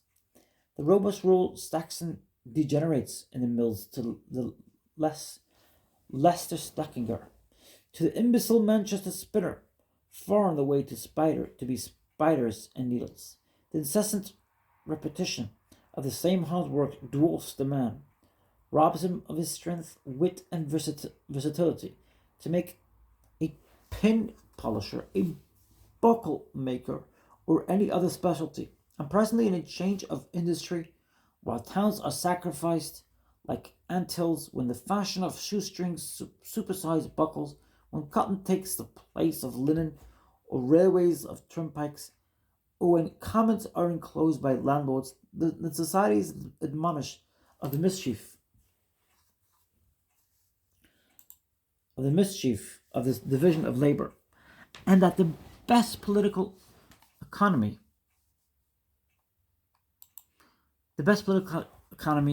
is care and culture of men, for in these crises all are ruined except such as are poor individuals, capable of thought and of new choice and the application of their talent to new labor. Then again come in new calamities. England is aghast at the disclosure of a fraud in the adulteration of food, of drugs, and of almost every fabric in her mills and shops, finding that milk will not nourish, nor sugar sweeten, nor bread satisfy, nor pepper bite the tongue, nor glue stick. In true England all is false and forged. This too is the creation of machinery, but of the larger machinery of commerce. It does not, I suppose, want of probity, so much as the tyranny of trade, which necessitates a perpetual competition of understanding, and that again a perpetual deterioration of the fabric. The machinery has proved like the balloon unmanageable, and flies away with the aeronaut. Steam from the first hissed and screamed to warm him. It was dreadful with its explosion, and crushed the engineer. The machinist has wrought and watched engineers and firemen without number have been sacrificed in learning to tame and guide the monster. But harder still, it has proved to resist and rule the dragon, money with his paper wings. Chancellors and boards of trade, Pitt, Peel, and Robinson and their parliaments and their whole generation adopted false principles and went to their graves in the belief that they were enriching the country which they were impoverishing. They congratulated each other on ruinous expeditions. It is rare to find a merchant who knows why a crisis occurs in trade, why prices rise or fall, or who knows the mischief of paper money. In the culmination of national prosperity and the annexation of countries, building of ships, depots, towns, and the influx of tons of gold and silver, amid the chuckle of chancellors and financiers, it was found that bread rose to famine prices, that the yeoman was forced to sell his cow and pig, his tools and his acre of land, and the dreadful barometer of the poor rates was touching the point of ruin. The poor rate was sucking in the solvent classes and forcing an exodus of farmers and mechanics. What befalls from the violence of financial crisis befalls daily in the violence of artificial legislation. Such a wealth as England earned, ever new, bounteous and augmenting, but the question recurs, does she take the step beyond, namely, to the wise use? In view of the supreme wealth of nations, we estimate the wisdom of nations by seeing what they did with their surplus capital, and in view of these injuries, some compensation has been attempted in England. A part of the money earned returns to the brain to buy schools, libraries, bishops, astronomers, chemists, and artists with, and a part to repair the wrongs of this intemperate weaving, by hospitals saving banks, mechanics institutions, public grounds, and other charities and immunities, but the antidotes are frightfully inadequate, and the evil requires a deeper cure, which time and simpler social organization must supply. At present, she does not rule her wealth. She is simply a good England, but no divinity or wise and instructed soul. She too is in the stream of fate, one victim more in common catastrophe. She too is in the stream of fate, one victim more in common catastrophe.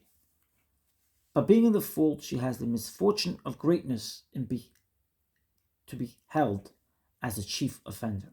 But being in the fold, she has the misfortune of greatness to be held as a chief offender. England must be held responsible for the despotism of expense, her prosperity, the splendor which so much manhood and talent and perseverance has thrown upon vulgar aims, is the very argument of materialism. Her success strengthens the hand of base wealth. Who can propose to youth poverty and wisdom when mean gain has arrived at the conquest of letters and arts? When English success has grown out of the very renunciation of principles and the dedication to outsides, I'm going to have to repeat that.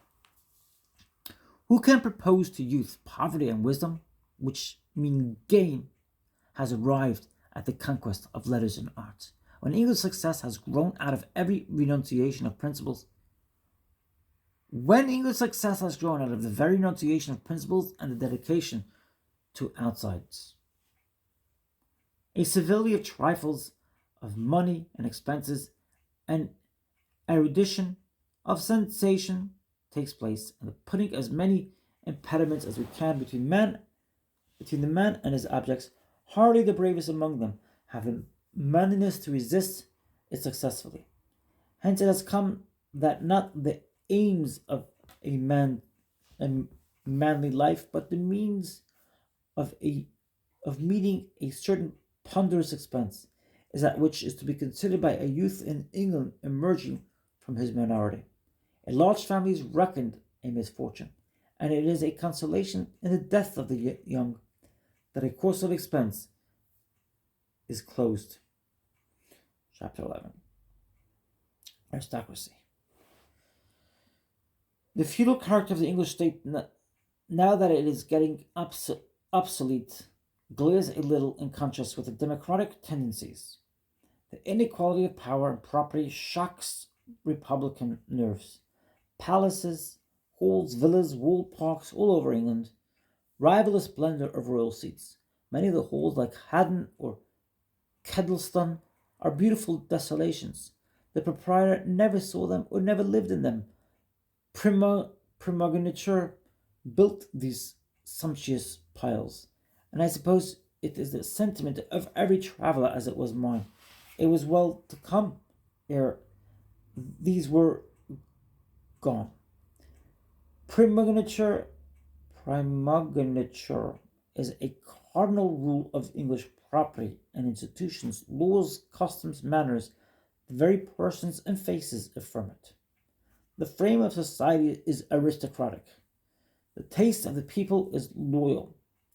The estates, names, and manners of the noble flatter the fancy of the people and conciliate the necessary support. In spite of broken faith, stone charters, and the devastation of society by the profligacy of the court, we take sides as we read for the loyal England, and King Charles, quote, returned to his right, unquote, with his cavalries, knowing what a heartless trifler he is, and what a crew of godforsaken robbers they are. The people of England knew as much, but the fear idea of a settled government connecting itself with a heraldic names and the written and oral history of Europe, and at last with the Hebrew religion and the oldest traditions of the world, was too pleasing a vision to be shattered by a few offensive realities of the politics of shoemakers and costermongers. The hopes of the commoners take the same direction with the interests of the patricians. Every man who becomes rich buys land and does what he can to fortify the nobility into which he hopes to rise. The Anglican clergy are identified with the aristocracy. Time and law have made the joining and moulding perfect in every part. The cathedrals, the universities, the national music, the popular romances conspire to uphold the heraldry which the current politics of the day are sapping. The taste of the people is conservative. They are proud of the castles and of the language and symbol of chivalry. Even the word lord is the luckiest style that is used in any language to designate a patrician. The superior education and manners of the nobles recommend them to the country. The Norwegian pirate got what he could and held it for his eldest son. The Norman noble, who was the Norwegian pirate baptized, did likewise. There was this advantage of Western over Oriental nobility, that this was recruited from below. English history is aristocracy with the doors open. Who has courage and faculty? Let him come in. Of course, the terms of admission to this club are hard and high. The selfishness of the nobles comes in aid of the interests of the nation, to require signal merit. Piracy and war gave place to trade, politics, and letters. The warlord to the law lord. The law lord to the merchant and the mill owner. But the privilege was kept, whilst the means of obtaining it were changed. The foundations of these families lie deep in Norwegian exploits to sea and Saxon's sturdiness on land. All nobility in its beginnings was somebody's natural superiority. The things that these English have done were not done without peril of life, nor without wisdom and conduct. And the first hands, it may be presumed, were often challenged to show their right to their honours or yield them to better men. Quote, he that will be a head, let him be a bridge. End quote. Said the Welsh chief Benegridion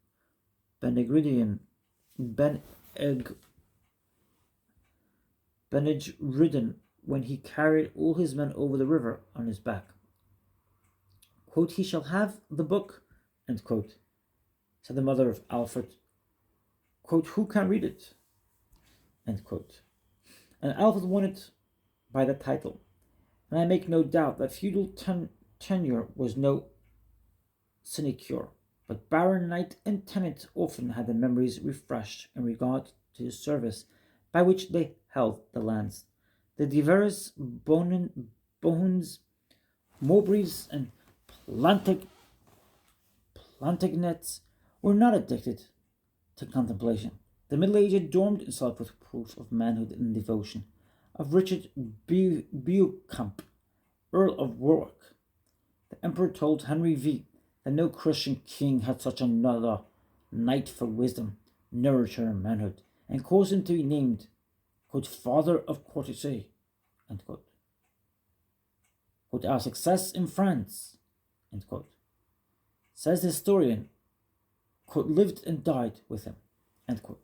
The warlord earned his honours, and no donation of land was large, as long as it brought the duty of protecting it, hour by hour, against a terrible enemy. In France and in England, the nobles were down to a late day, born and bred to war, and the duel which in peace still held them to the risks of war. Diminished envy that in trading and studious nations would else have pride into their title. They were looked on as men who played high for a great stake. Great estates are not sinecures. If they are to be kept great, a creative economy is a fuel of magnificence. In the same line of work, the successor next but one to Beauchamp was the stout Earl of Henry V and Edward the Fourth. Few esteemed themselves in the mode whose heads were not adorned with the black ragged staff, his badge. At his house in London, 6 oxen were daily eaten at breakfast, and every tavern was full of his meat. And who had any acquaintance in his family should have as much boiled and roast as he could carry on a long dagger. The New Age brings new qualities into request. The virtues of pirates gave way to those of planters, merchants, senators, and scholars. Comedy, social talent, and fine manners, no doubt, have had their part also. I have met somewhere with a historiette, which, whether more or less true to its particulars, carries a general truth. Quote, how came the Duke of Bedford by his great land estates, his ancestors having travelled continent, on the continent? A lively, pleasant man, became the companion of a foreign prince wrecked by the Dorsetshire coast, where Mr. Russell lived. The prince recommended him to Henry VII, who liked his company, gave him a large share of the plundered churchlands. End quote. The pretense is that the noble is of unknown descent from the Norman and has never worked 800 years. But the fact is otherwise. Where is a Bohun? Where is the Very? The loyal farmer, the silk mercer, lies perdu under the coronet and winks to the antiquary, to say nothing, especially skilful lawyers, nobody's sons, who did some piece of work at a nice moment for government and rewarded with empire, were rewarded with ermine. The national tastes of the English do not lead them to the life of the courtier, but to secure the comfort and independence of their homes. The aristocracy are marked by the predilection for country life. They are called the country families. They have often no residence in London and only go thither a short time during the season to see the opera, but they concentrate the love and labor of many generations on the building, planting, and decorations of their homesteads. Some of them are too old and too proud to wear titles, or as Sheridan said of Coke, quote, disdain to hide their head in a coronet, end quote. And some curious examples are cited to show the stability of English families. The proverb is that 50 miles from London, a family will last 100 years, at 100 miles, 200 years, and so on. But I doubt that seeing the enemy of time as well as of space will disturb these ancient rules. Sir Henry Wotton says of the first Duke of Buckingham, quote, he was born at Brookerby. In Leicestershire, where his ancestors had chiefly continued about the space of 400 years, rather without obscurity than with any great lustre. End quote. Wraxall says that in 1871, Lord Surrey, afterwards Duke of Norfolk, told him, Wraxall says that in 1781, Lord Surrey, afterwards Duke of Norfolk, told him that when the year 1783 should arrive, he meant to give a grand festival to all the descendants of the body of Jackie of Norfolk, to mark the day when the dukedom should have remained 300 years in their house, since its creation by Richard III. Pepys tells us, in writing of an Earl Oxford in 1666, that the honour had now remained in that name and blood 600 years. The long descent of families and his cleaving through ages to the same spot of ground captivates the imagination, and has too a connection with the names of the towns and districts of the country. The names are excellent, an atmosphere of legendary melody spread over the land, older than all epics and histories which clothe a nation. This undershirt close to the body, what history too, and what stores of primitive and savage observation it enfolds. Cambridge is the bridge of the Ken, Sheffield the field of the river Sheaf, Leicester the Castro camp of the Lear. Now so, Rochdale of the Roch, Exeter or Exeter, the Castle of the Exmouth, Dartmouth, Sidmouth, Exmouth, Dartmouth, Sidmouth, Tygemouth, the mouth of the Ex, Dart, Sid, and Tyger rivers. Waltham is strong town. Radcliffe is Redcliffe, and so on. A sincerity and use in naming very striking to an American, whose country is whitewashed all over by the unmeaning names, the cast-off clothes of the country, from which its emigrants name fame or named at pinch from a psalm tune. But the English are those, quote, barbarians, end quote, of Jamblichius, who, quote, are stable in their manners and firmly continue to employ the same words, which also are dear to the gods, end quote. It is an old sneer that the Irish peerage drew their names from playbooks. The English lords do not call their lands after their own names, but call themselves after the lands, as if the man represented the country that bred him. And they rightly wear the token of the glebe that gave him birth, suggesting that the tie is not cut, but that there in London the crags of Argyll, the Kale of Cornwall, the Downs of Devon, the iron of Wales, the clays of Stafford, are neither forgetting nor forgotten, but know the man who was born by them, and who, like the long line of his fathers, had carried that crag, that short dale, fen, or woodland in his blood and manners. It has too the advantage of suggesting responsibilities. A susceptible man could not wear a name which represented a strict sense, a city, a country of England, without hearing in it a challenge to duty and honor. The predilection of the patricians for residence in the country, combined with the degree of liberty possessed by the peasant, makes the safety of the English whole. Mirabeau wrote prophetically from England in 1784, quote, "If revolution broke out in France, I tremble for the aristocracy. The Chartouks will be reduced to ashes, and their blood be spilt in torrents. The English tenant will defend his lord to the last extremity." End quote. The English go to their estates for grandeur. The French live at court and exile themselves to their estates for economy.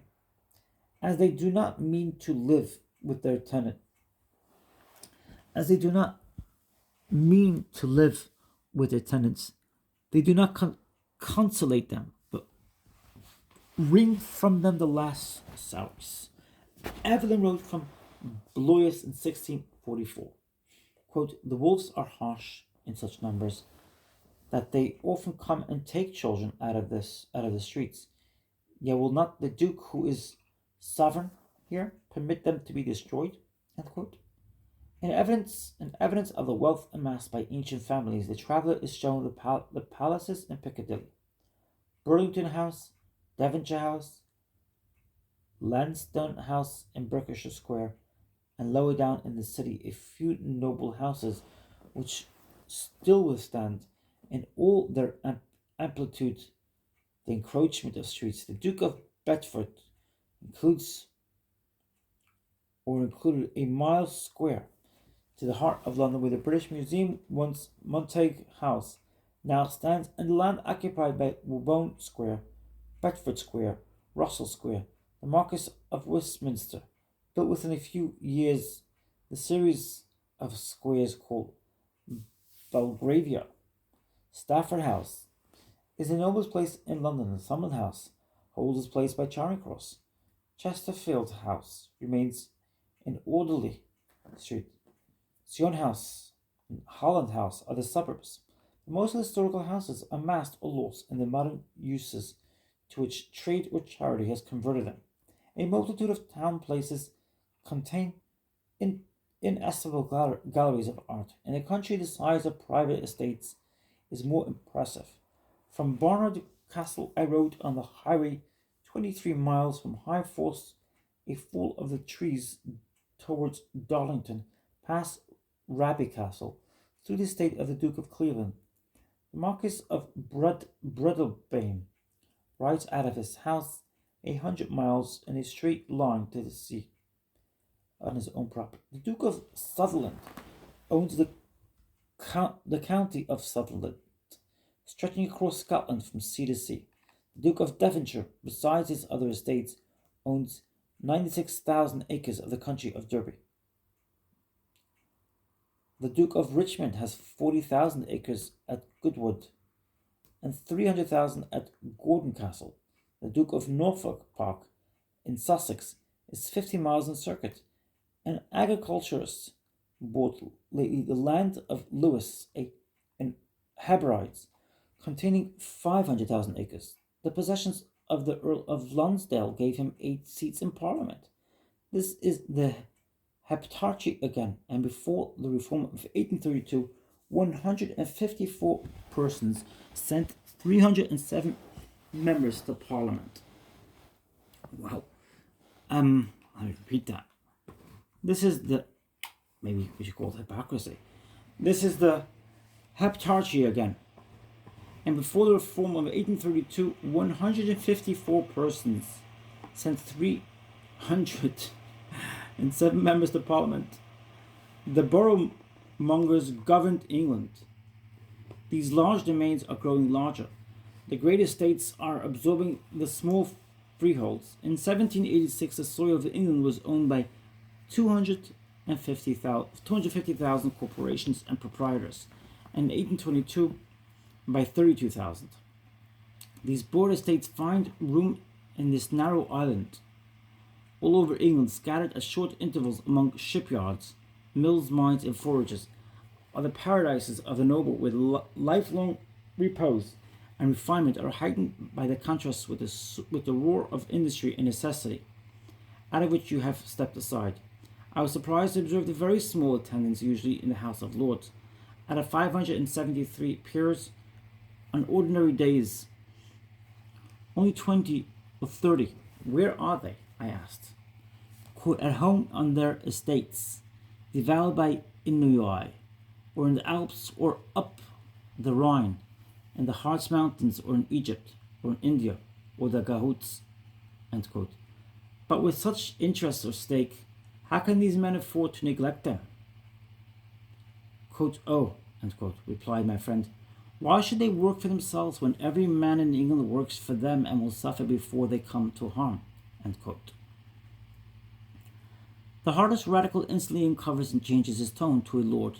It was remarked on the 10th of April 1848, day of Chartist demonstration, that the upper classes were for the first time actively interested in themselves and their own defence, and men and rank were sworn special constables with the rest. Quote, besides, why need they sit out the debate? Has not the Duke of Wellington at this moment the proxies of 50 peers in his pocket to vote for them if to be an emergency? End quote. I'll repeat that. Why need they sit out the debate? Has not the Duke of Wellington at this moment the proxies of 50 peers in his pocket to vote for them if there be an emergency? End quote. It is, however, true that the existence of the House of Peers as a branch of the government entitles them to fill half the cabinet, and their weight of property and station gives them a virtual nomination of the other half. Whilst they have their share in the subordinate offices as a school of training, the monopoly of political power has given them their intellectual and social eminence in Europe. A few law lords and a few political lords take the brunt of public business, and the army and nobility fill a large part of the high commissions and give to these a tone of expense and splendor and also of exclusiveness. They have borne the full share of duty and danger in the service. And there are few noble families which have not paid in some of their members. And there are few noble families which have not paid in some of their members the debt of life or limb in the sacrifices of the Russian war. For the rest, the nobility have the lead in matters in state and of expense, in questions of tastes and social usages, in convivial and domestic hospitalities. In general, all that is required of them is to sit securely, to preside at public meetings, to countenance charities, and to give the example of that decorum so dear to the British heart. If one asks in the critical spirit of the day what service this class have rendered, uses appear, or they would have perished long ago. Some of these are easily enumerated, others more subtle make a part of unconscious history. Their institution is one step in the progress of society. For a race yields a nobility in some form, however we name the lords, as surely as it yields women. The English nobles are highly spirited, active, educated men, born to wealth and power, who have run through every country and kept in every country the best company, have been every secret of art and nature, and when men of any ability or ambition have been consulted in the conduct of every important action, you cannot wield great agencies without leading yourself to them. And when it happens that the spirit of the Earl meets his rank and duties, we have the best examples of behavior. Power of any kind readily appears in the manners, and beneficent power, lead talent de beyond fear, gives a majesty which cannot be concealed or resisted. These people seem to gain as much as they lose by their position. They survey society as from the top of St. Paul's, and if they never hear plain truth from men, they see the best of everything and every kind, and they see things so grouped and amassed as to infer easily the sum and genius. Instead of tedious particularities, their good behavior deserves all its fame, and they have said that simplicity and that air of repose which are the finest ornament of greatness. The upper class have only birth, say the people here, and not thoughts. Yes, but they have manners, and it is wonderful how much talent runs into manners nowhere, and never so much as in England. They have the sense of superiority, the absence of all the ambitions of effort which disgusts in the aspiring classes, of pure tone of thought and feeling, and the power to command among their other luxuries the presence of the most accomplished men in the festive meetings.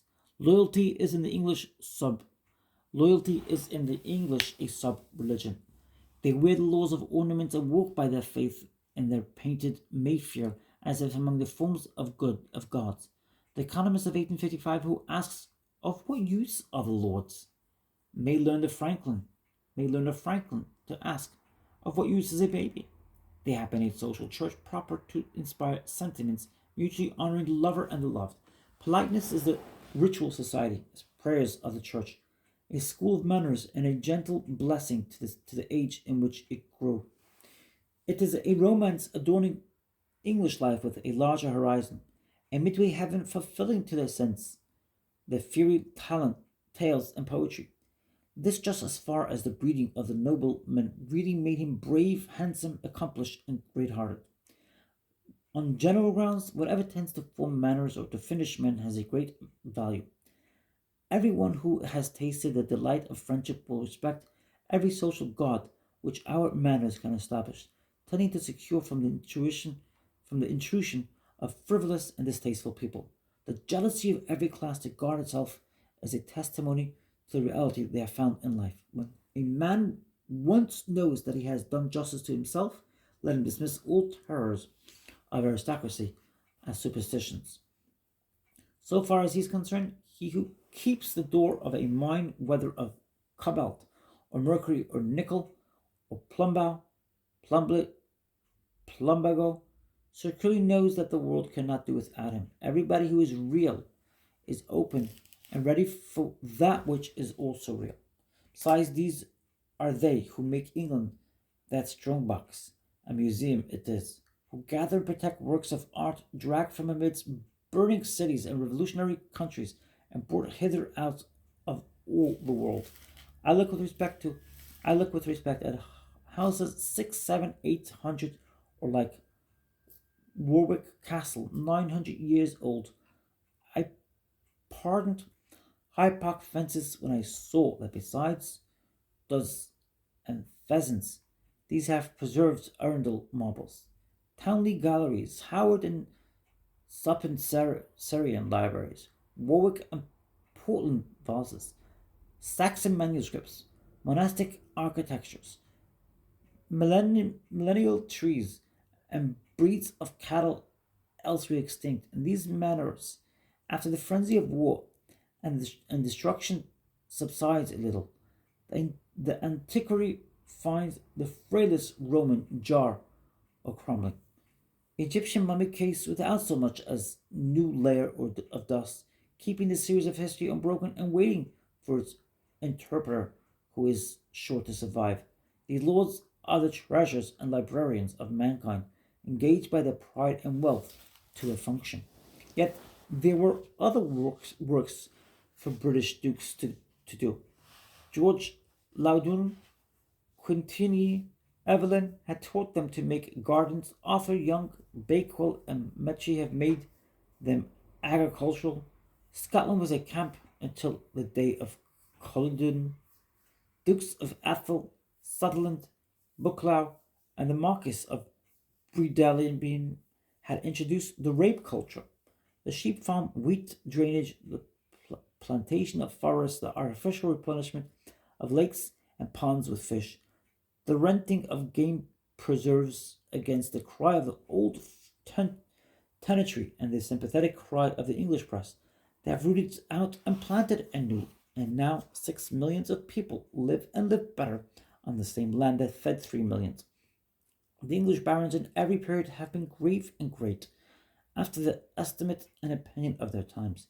The grand old halls scattered up and down in England are dumb vouchers to the state and broad hospitality of their ancient lords. Shakespeare's portrait of good Duke Humphrey, of Warwick of Northumberland, of Talbot were drawn in strict consonance with the traditions. A sketch of the Earl of Shrewsbury from the pen of Queen Elizabeth's Archbishop Parker. Lord Herbert of Cherbury's autobiography, the letters and essays of Sir Philip Sidney, the anecdotes preserved by the antiquaries Fuller and Collins, some glimpses of the interiors of noble houses which we owe to Pepys and Evelyn, the details which Ben Jonson's masques performed at Kenilworth, Althorpe, Belvoir, and other noble houses. Record or suggest, down to Aubrey's passage of the life of Hoppies in the house of the Earl of Devon, are favourite pictures of a romantic style of manners. Penshurst still shines for us, and its Christmas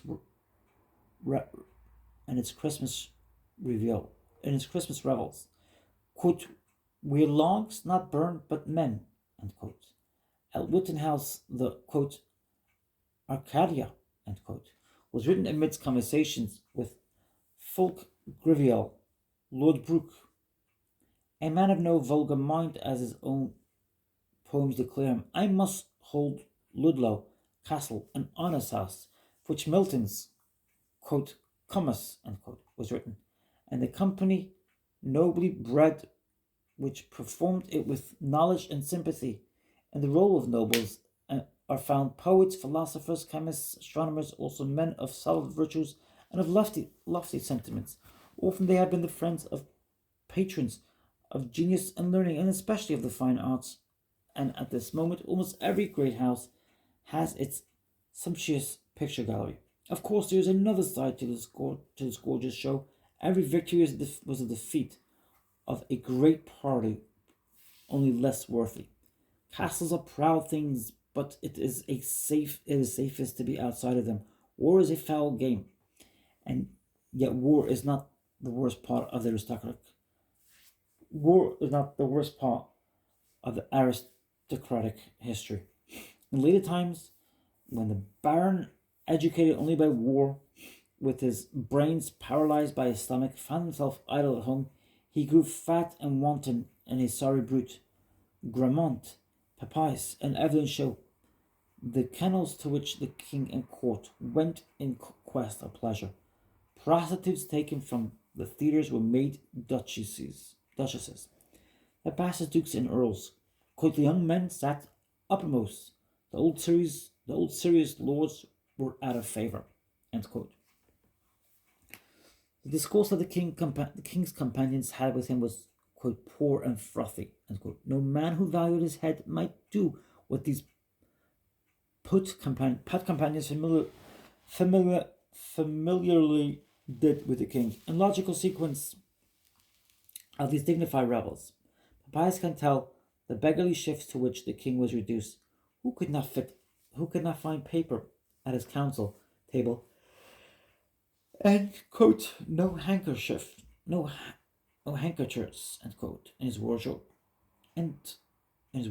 quote, and by 3 hands to his neck, end quote. And the linen draper and the stationer were out of pocket and refusing to trust him, and the baker will not bring bread any longer.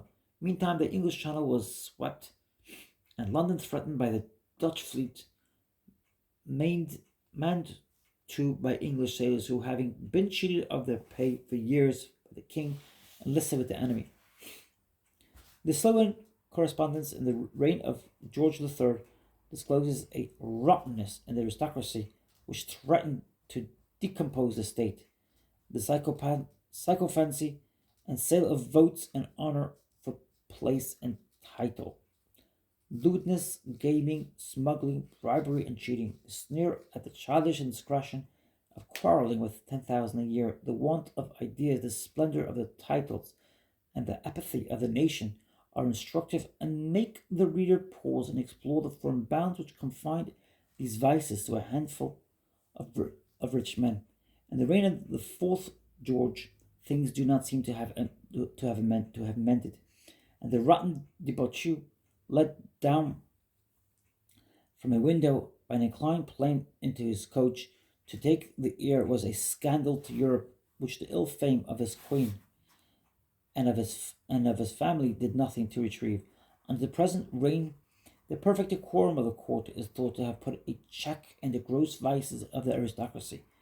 Gaming, racing, drinking, and mistresses bring them down, and the democrat can still gather scandals, if you will. Dismal anecdotes abound, verifying the gossip of the last generation of dukes, served by bailiffs with all their plate in pawn, of great lords living by the showing of their houses, of an old man wheeled in his chair from room to room while his chambers are exhibited to the visitor for money, of ruined dukes and earls living in his exile for debt.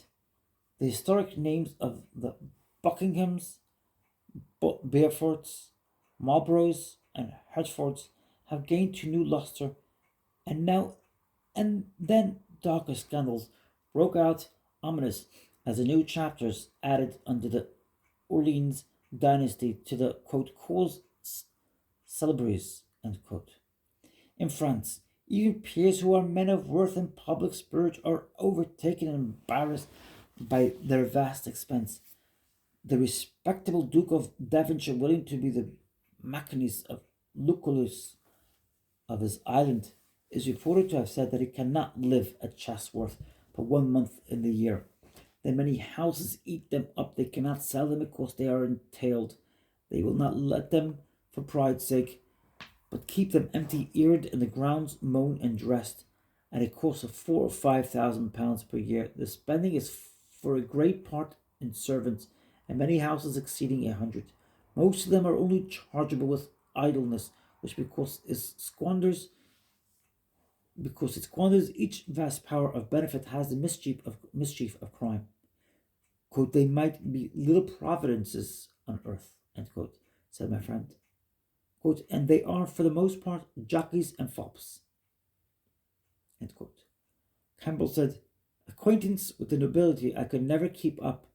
It requires a life of idleness, trusting in attendance on their parties, end quote. I suppose, too, that a feeling of self-respect is driving cultivated men out of their society, as if the noble were slow to receive the lessons of the times, and had not learned to disguise his pride itself, and has not learned to disguise his pride of place.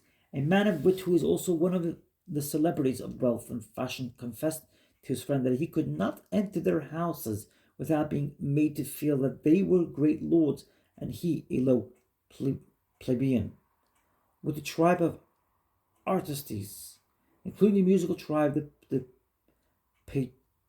patrician morgue keeps no terms, but excludes them. When Julia Grisi and Mario sang at the house of the Duke of Wellington and other grandees, a cord was stretched between the singer and the company. When every noble was a soldier, they were carefully bred to great personal prowess.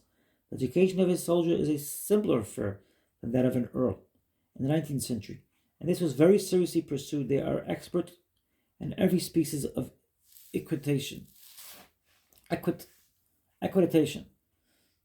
To the most dangerous practices in this down of the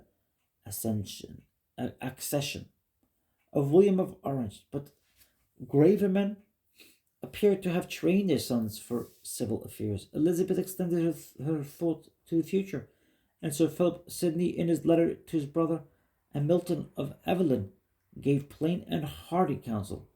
Already to the English noble and squire were preparing for the career of the country gentleman and his peaceable expenses. They went from city to city, learning receipts to make perfumes, sweet powders, pomanders, and antidotes, gathering seeds, gems, coins, and divers curiosities, preparing for a private life thereafter, when they should take pleasure in these recreations. All advantages given to absolve the young patrician from intellectual labor are of course mistaken. Quote, in the university, noblemen are exempted from the public exercises for the degree, etc., by which they attain a degree called honorary. At the same time, the fees they have to pay for matriculation and on all other occasions are much higher. End quote. Fuller records, quote, the observation of foreigners that Englishmen, by making their children gentlemen before they are men, cause they are seldom wise men, end quote. These cockering justifies Dr. Johnson's bitter apology for primogeniture, that, quote, it makes them but one fool in a family. The revolution in society has reached this class. The great powers of industrial art have no exclusion of name or blood. The tools of our time, namely steamships, printing, money, and popular education, belong to those who can handle them, and their effect has been that advantages once confounded to men of family are now open to the whole middle class. The road that grandeur levels for his coach, toil can travel in his cart.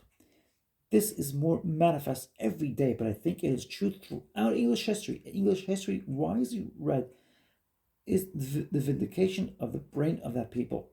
Here at last we're climate and condition friendly to the working faculty, who now work and dear shall rule. This is the character or the chartism which fogs and seas and rains proclaim, that intellect and personal force should make the law, that industry and administrative talent should administer, that work should wear the crown. I know that not this, but something else is pretended. The fiction with which the noble and the bystander equally please themselves is that the former is of unbroken descent from the Norman, and so has never worked for 800 years. All the families are new, but the name is old, and they have made a covenant with their memories not to disturb it. But the analysis of the peerage and gentry shows the rapid decay and extinction of old families, the continual recruiting of these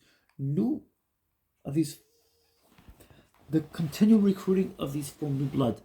The doors, though ostentatiously guarded, are really open and has the power of the bribe. All the barriers to rank only whet the thirst and enhance the prize. Quote, now, end quote, said Nelson when clearing for battle. Quote, a peerage Westminster Abbey, end quote. Quote, I have no illusion left, end quote, said Sidney Smith, quote, but the Archbishop of Canterbury, end quote, quote, the lawyers, end quote, said Burke, quote, are only birds of passage in the House of Commons, end quote, and then added with a new figure, quote, they have their best bower anchor in the House of Lords, end quote. Another stride that has been taken appears in the perishing of heraldry. Whilst the privileges of nobility are passing to the middle class, the badges discredited and the titles of lordship are getting musty and cumbersome.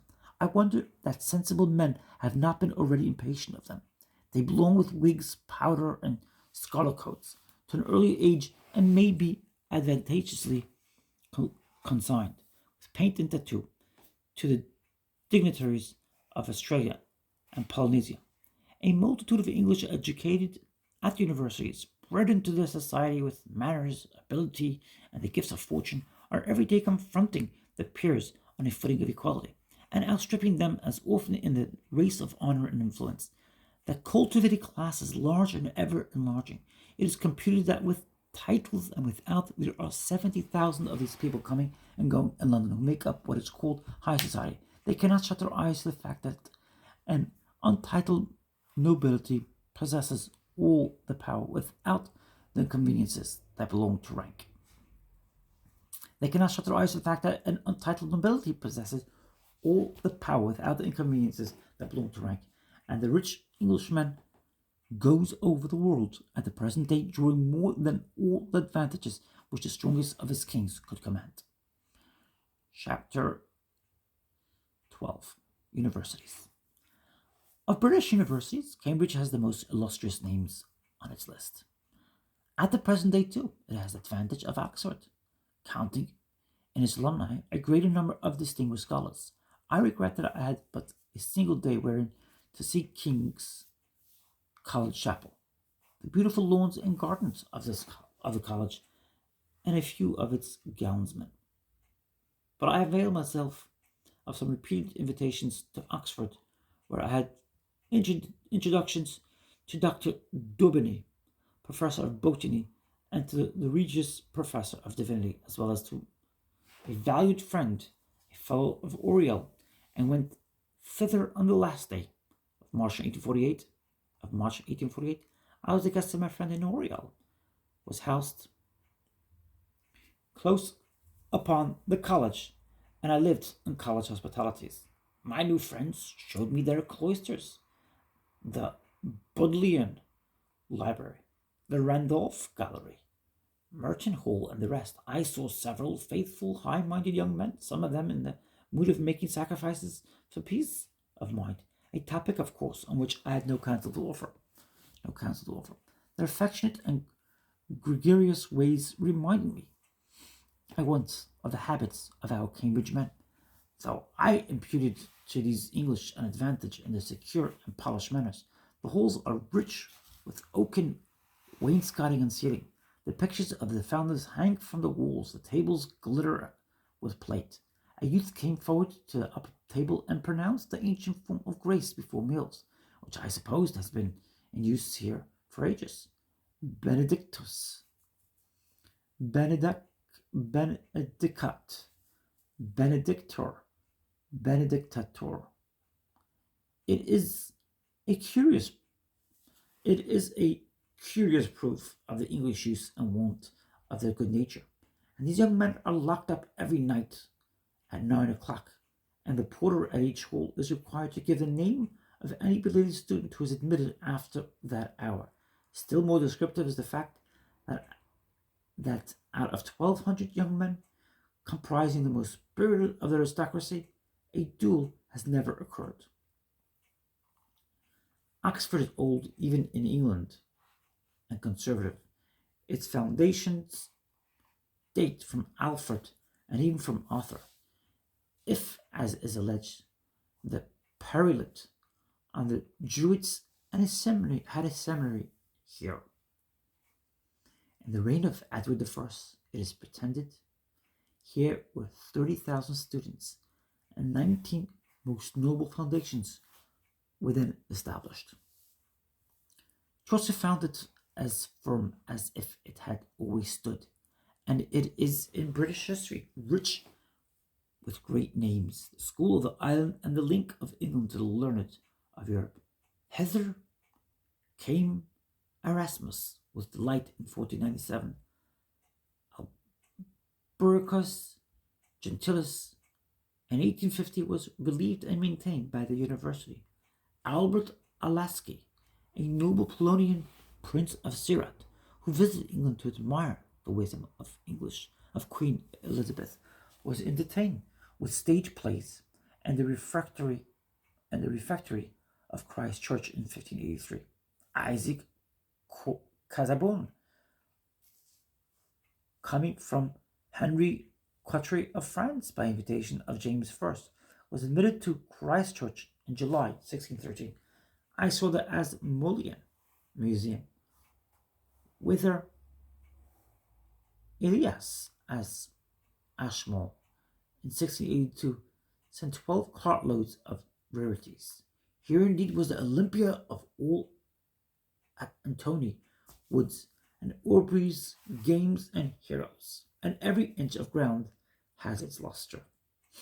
For Woods, Athens, Oxonienses, or calendar of the writers of Oxford for 200 years, is a lively record of English manners and merits, and as much a national monument as Purchas's pilgrims of Hansard's register. On every side, Oxford is redolent of age and authority. Its gates shut of themselves against modern innovation. It is still governed by the statutes of Archbishop Laud. The books in Merton Library are still chained to the wall. Here on August 27, 1616, John Milton's Populo Anglicano Defensio and Iconoclastes were committed to the flames. I saw the school court of Quadrangle, where in 1683 the convocation caused the Leviathan of Thomas Hobbes to be publicly burnt. I do not know whether this learned body have yet heard of the Declaration of American Independence, or whether the Ptolemaic astronomy does not still hold its ground against the novelties of Copernicus. As many sons, almost as many benefactors, it is useful for a nobleman, or indeed for almost every wealthy student, on quitting college to leave behind him some article of plate and gifts of all values, from a hall of fellowship or a library down to a picture or a spoon, or continually accruing in the house of century. My friend Dr. J gave me the following anecdote in Sir Thomas Lawrence's collection at London, with the cartoons of Raphael and Michelangelo.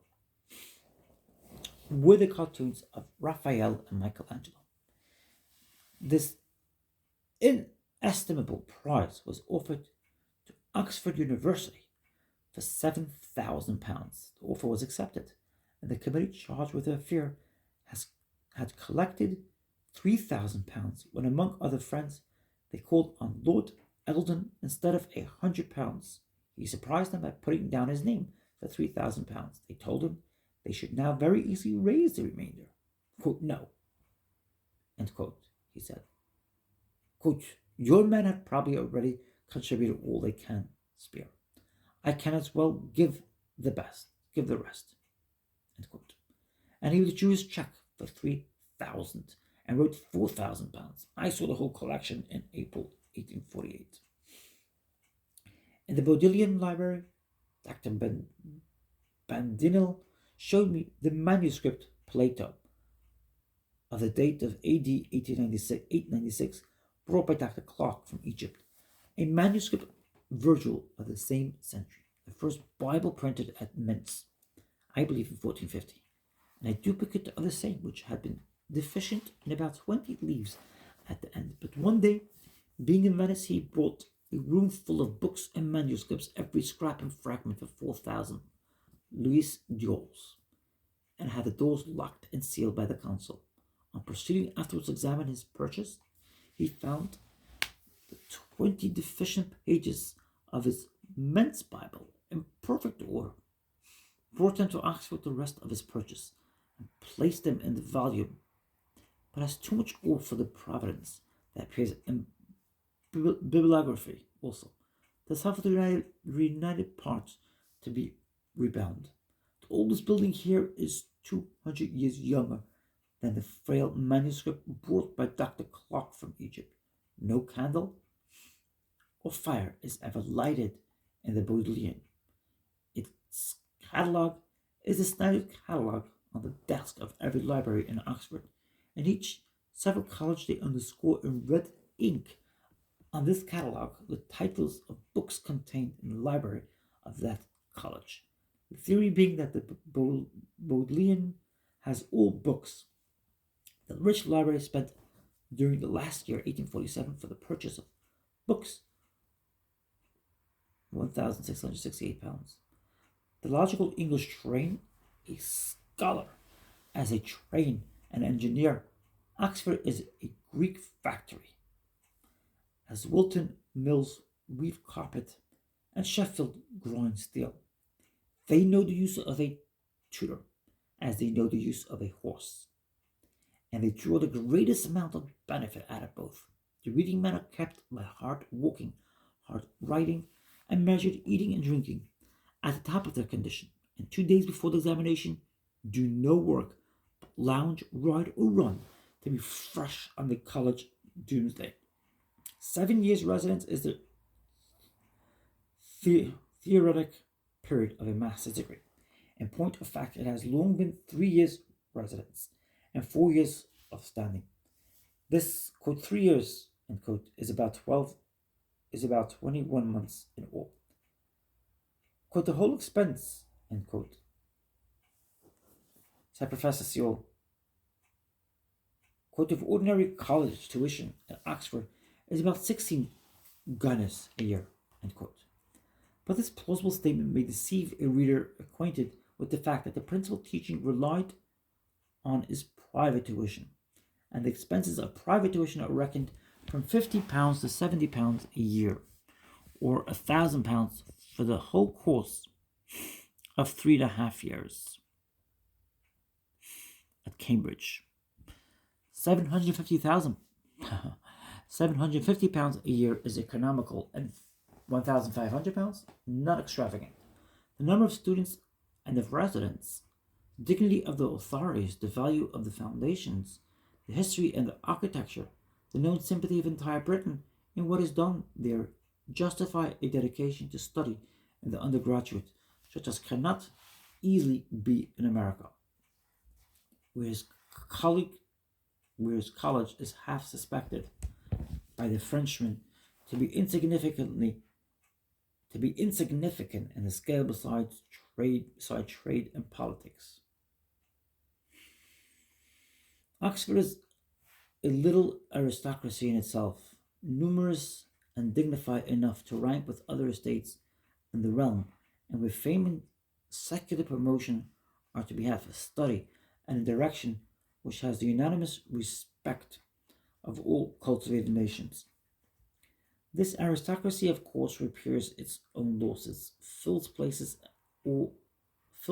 as they fall vacant from the body of students. The number of fellowship at Oxford is 540, averaging £200 a year, with lodging and diet at the college. If a young American loving learning and hindered by poverty were offered a home, a table, the walks, and the library in one of these academical palaces, and $1,000 a year, as long as he chose to remain a bachelor, he would dance for joy. Yet these young men, thus happily placed and paid to read, are impatient of the few checks, and many of them preparing to resign their fellowships. They shuddered at the prospect of dying a fellow, and they pointed out to me a paralytic old man who was assisted into the hall as a number of undergraduates at Oxford is only about 1200 or 1300. And many of these are never competitors. The chance of a fellowship is very great. The income of the 19 colleges in conjunction at $150,000 a year. The effect of this drill is the radical knowledge of Greek and Latin and of mathematics and the solidity and taste of English criticism. Whatever luck there may be in this or that award, an Eton capital can write Latin longs and shorts, can turn the court guide into hexameters, and is certain that a senior classic can quote correctly from the corpus poetorum, and is critically learned in all the humanities. Greek erudition exists on the Isis and Cam, whether the Maud man or the Brazinos man may be properly ranked or not. The atmosphere is loaded with Greek learning. The whole river has reached a certain height and kills all that growth of weeds with this Castilian water, which this Castilian water kills. The English nature takes culture kindly. So Milton thought. It refines the Norseman. Access to the Greek mind lifts his standard of taste. He has enough to think of, and less of an impulsive nature is indisposed from writing or speaking by the fullness of his mind and the new severity of his taste. The great silent crowd of thoroughbred Grecians always knows to be around him. The English writer cannot ignore the prune his orations and point his pen. Hence the style and tone of English journalism. The men have learned accuracy and comprehension, logic and pace, or speed and working. They have bottom endurance wind. When born with good constitutions, they make those eopaptic studding mills the cast iron men, the dura ilia, whose powers of performance compare with ours as a steam hammer with a music box, Cokes, Mansfields, Seldons, and Bentleys. And when it happens that a superior brain puts a rider on this admirable horse, we obtain those masses of the world who combine the highest energy in affairs with a supreme culture. It is contented by those who have been bred at Eton, Harrow, Rugby, and Westminster that the public sentiment within each of these schools is high-toned and manly, that in their playgrounds courage is universally admired, meanness despised, manly feelings and generous conduct are encouraged, that an unwritten code of honor deals to the spoiled child of rank and to the child of upstart wealth, and even-handed justice purges the nonsense out of both and does all that can be done to make them gentlemen. Again, at the universities, it is urged that all goes to form what England values as the flower of its national life is a well-educated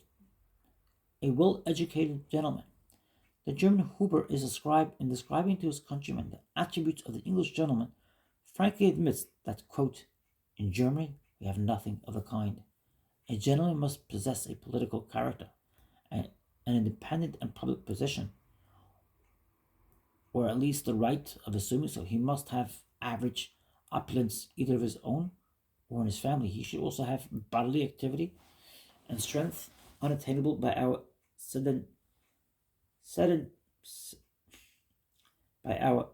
sedentary life in public offices.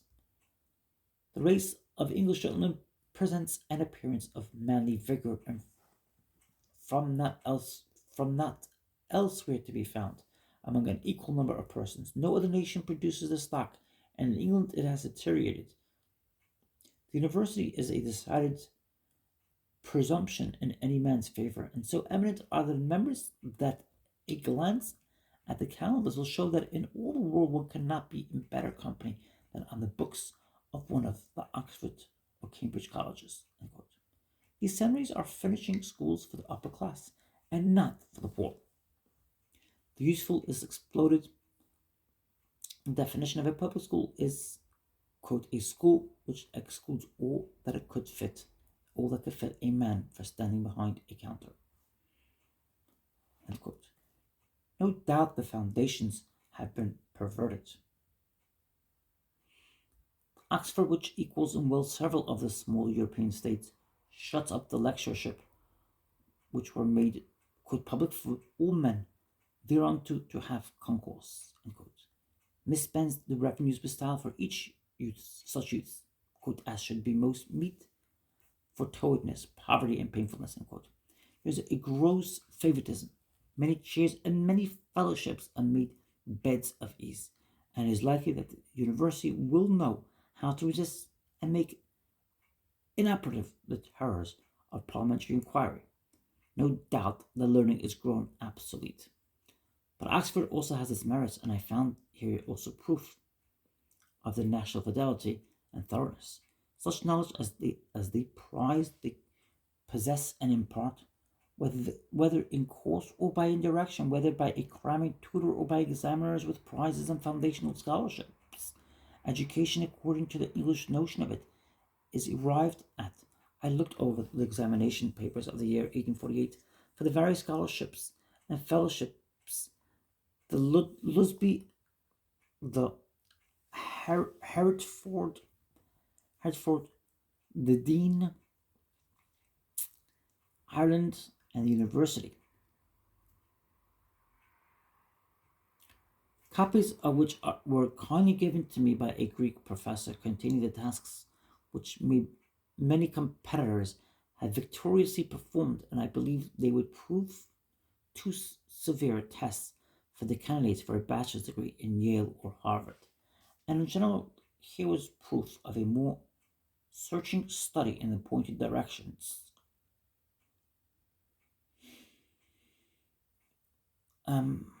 Containing the tasks, I'm going to go back a little bit.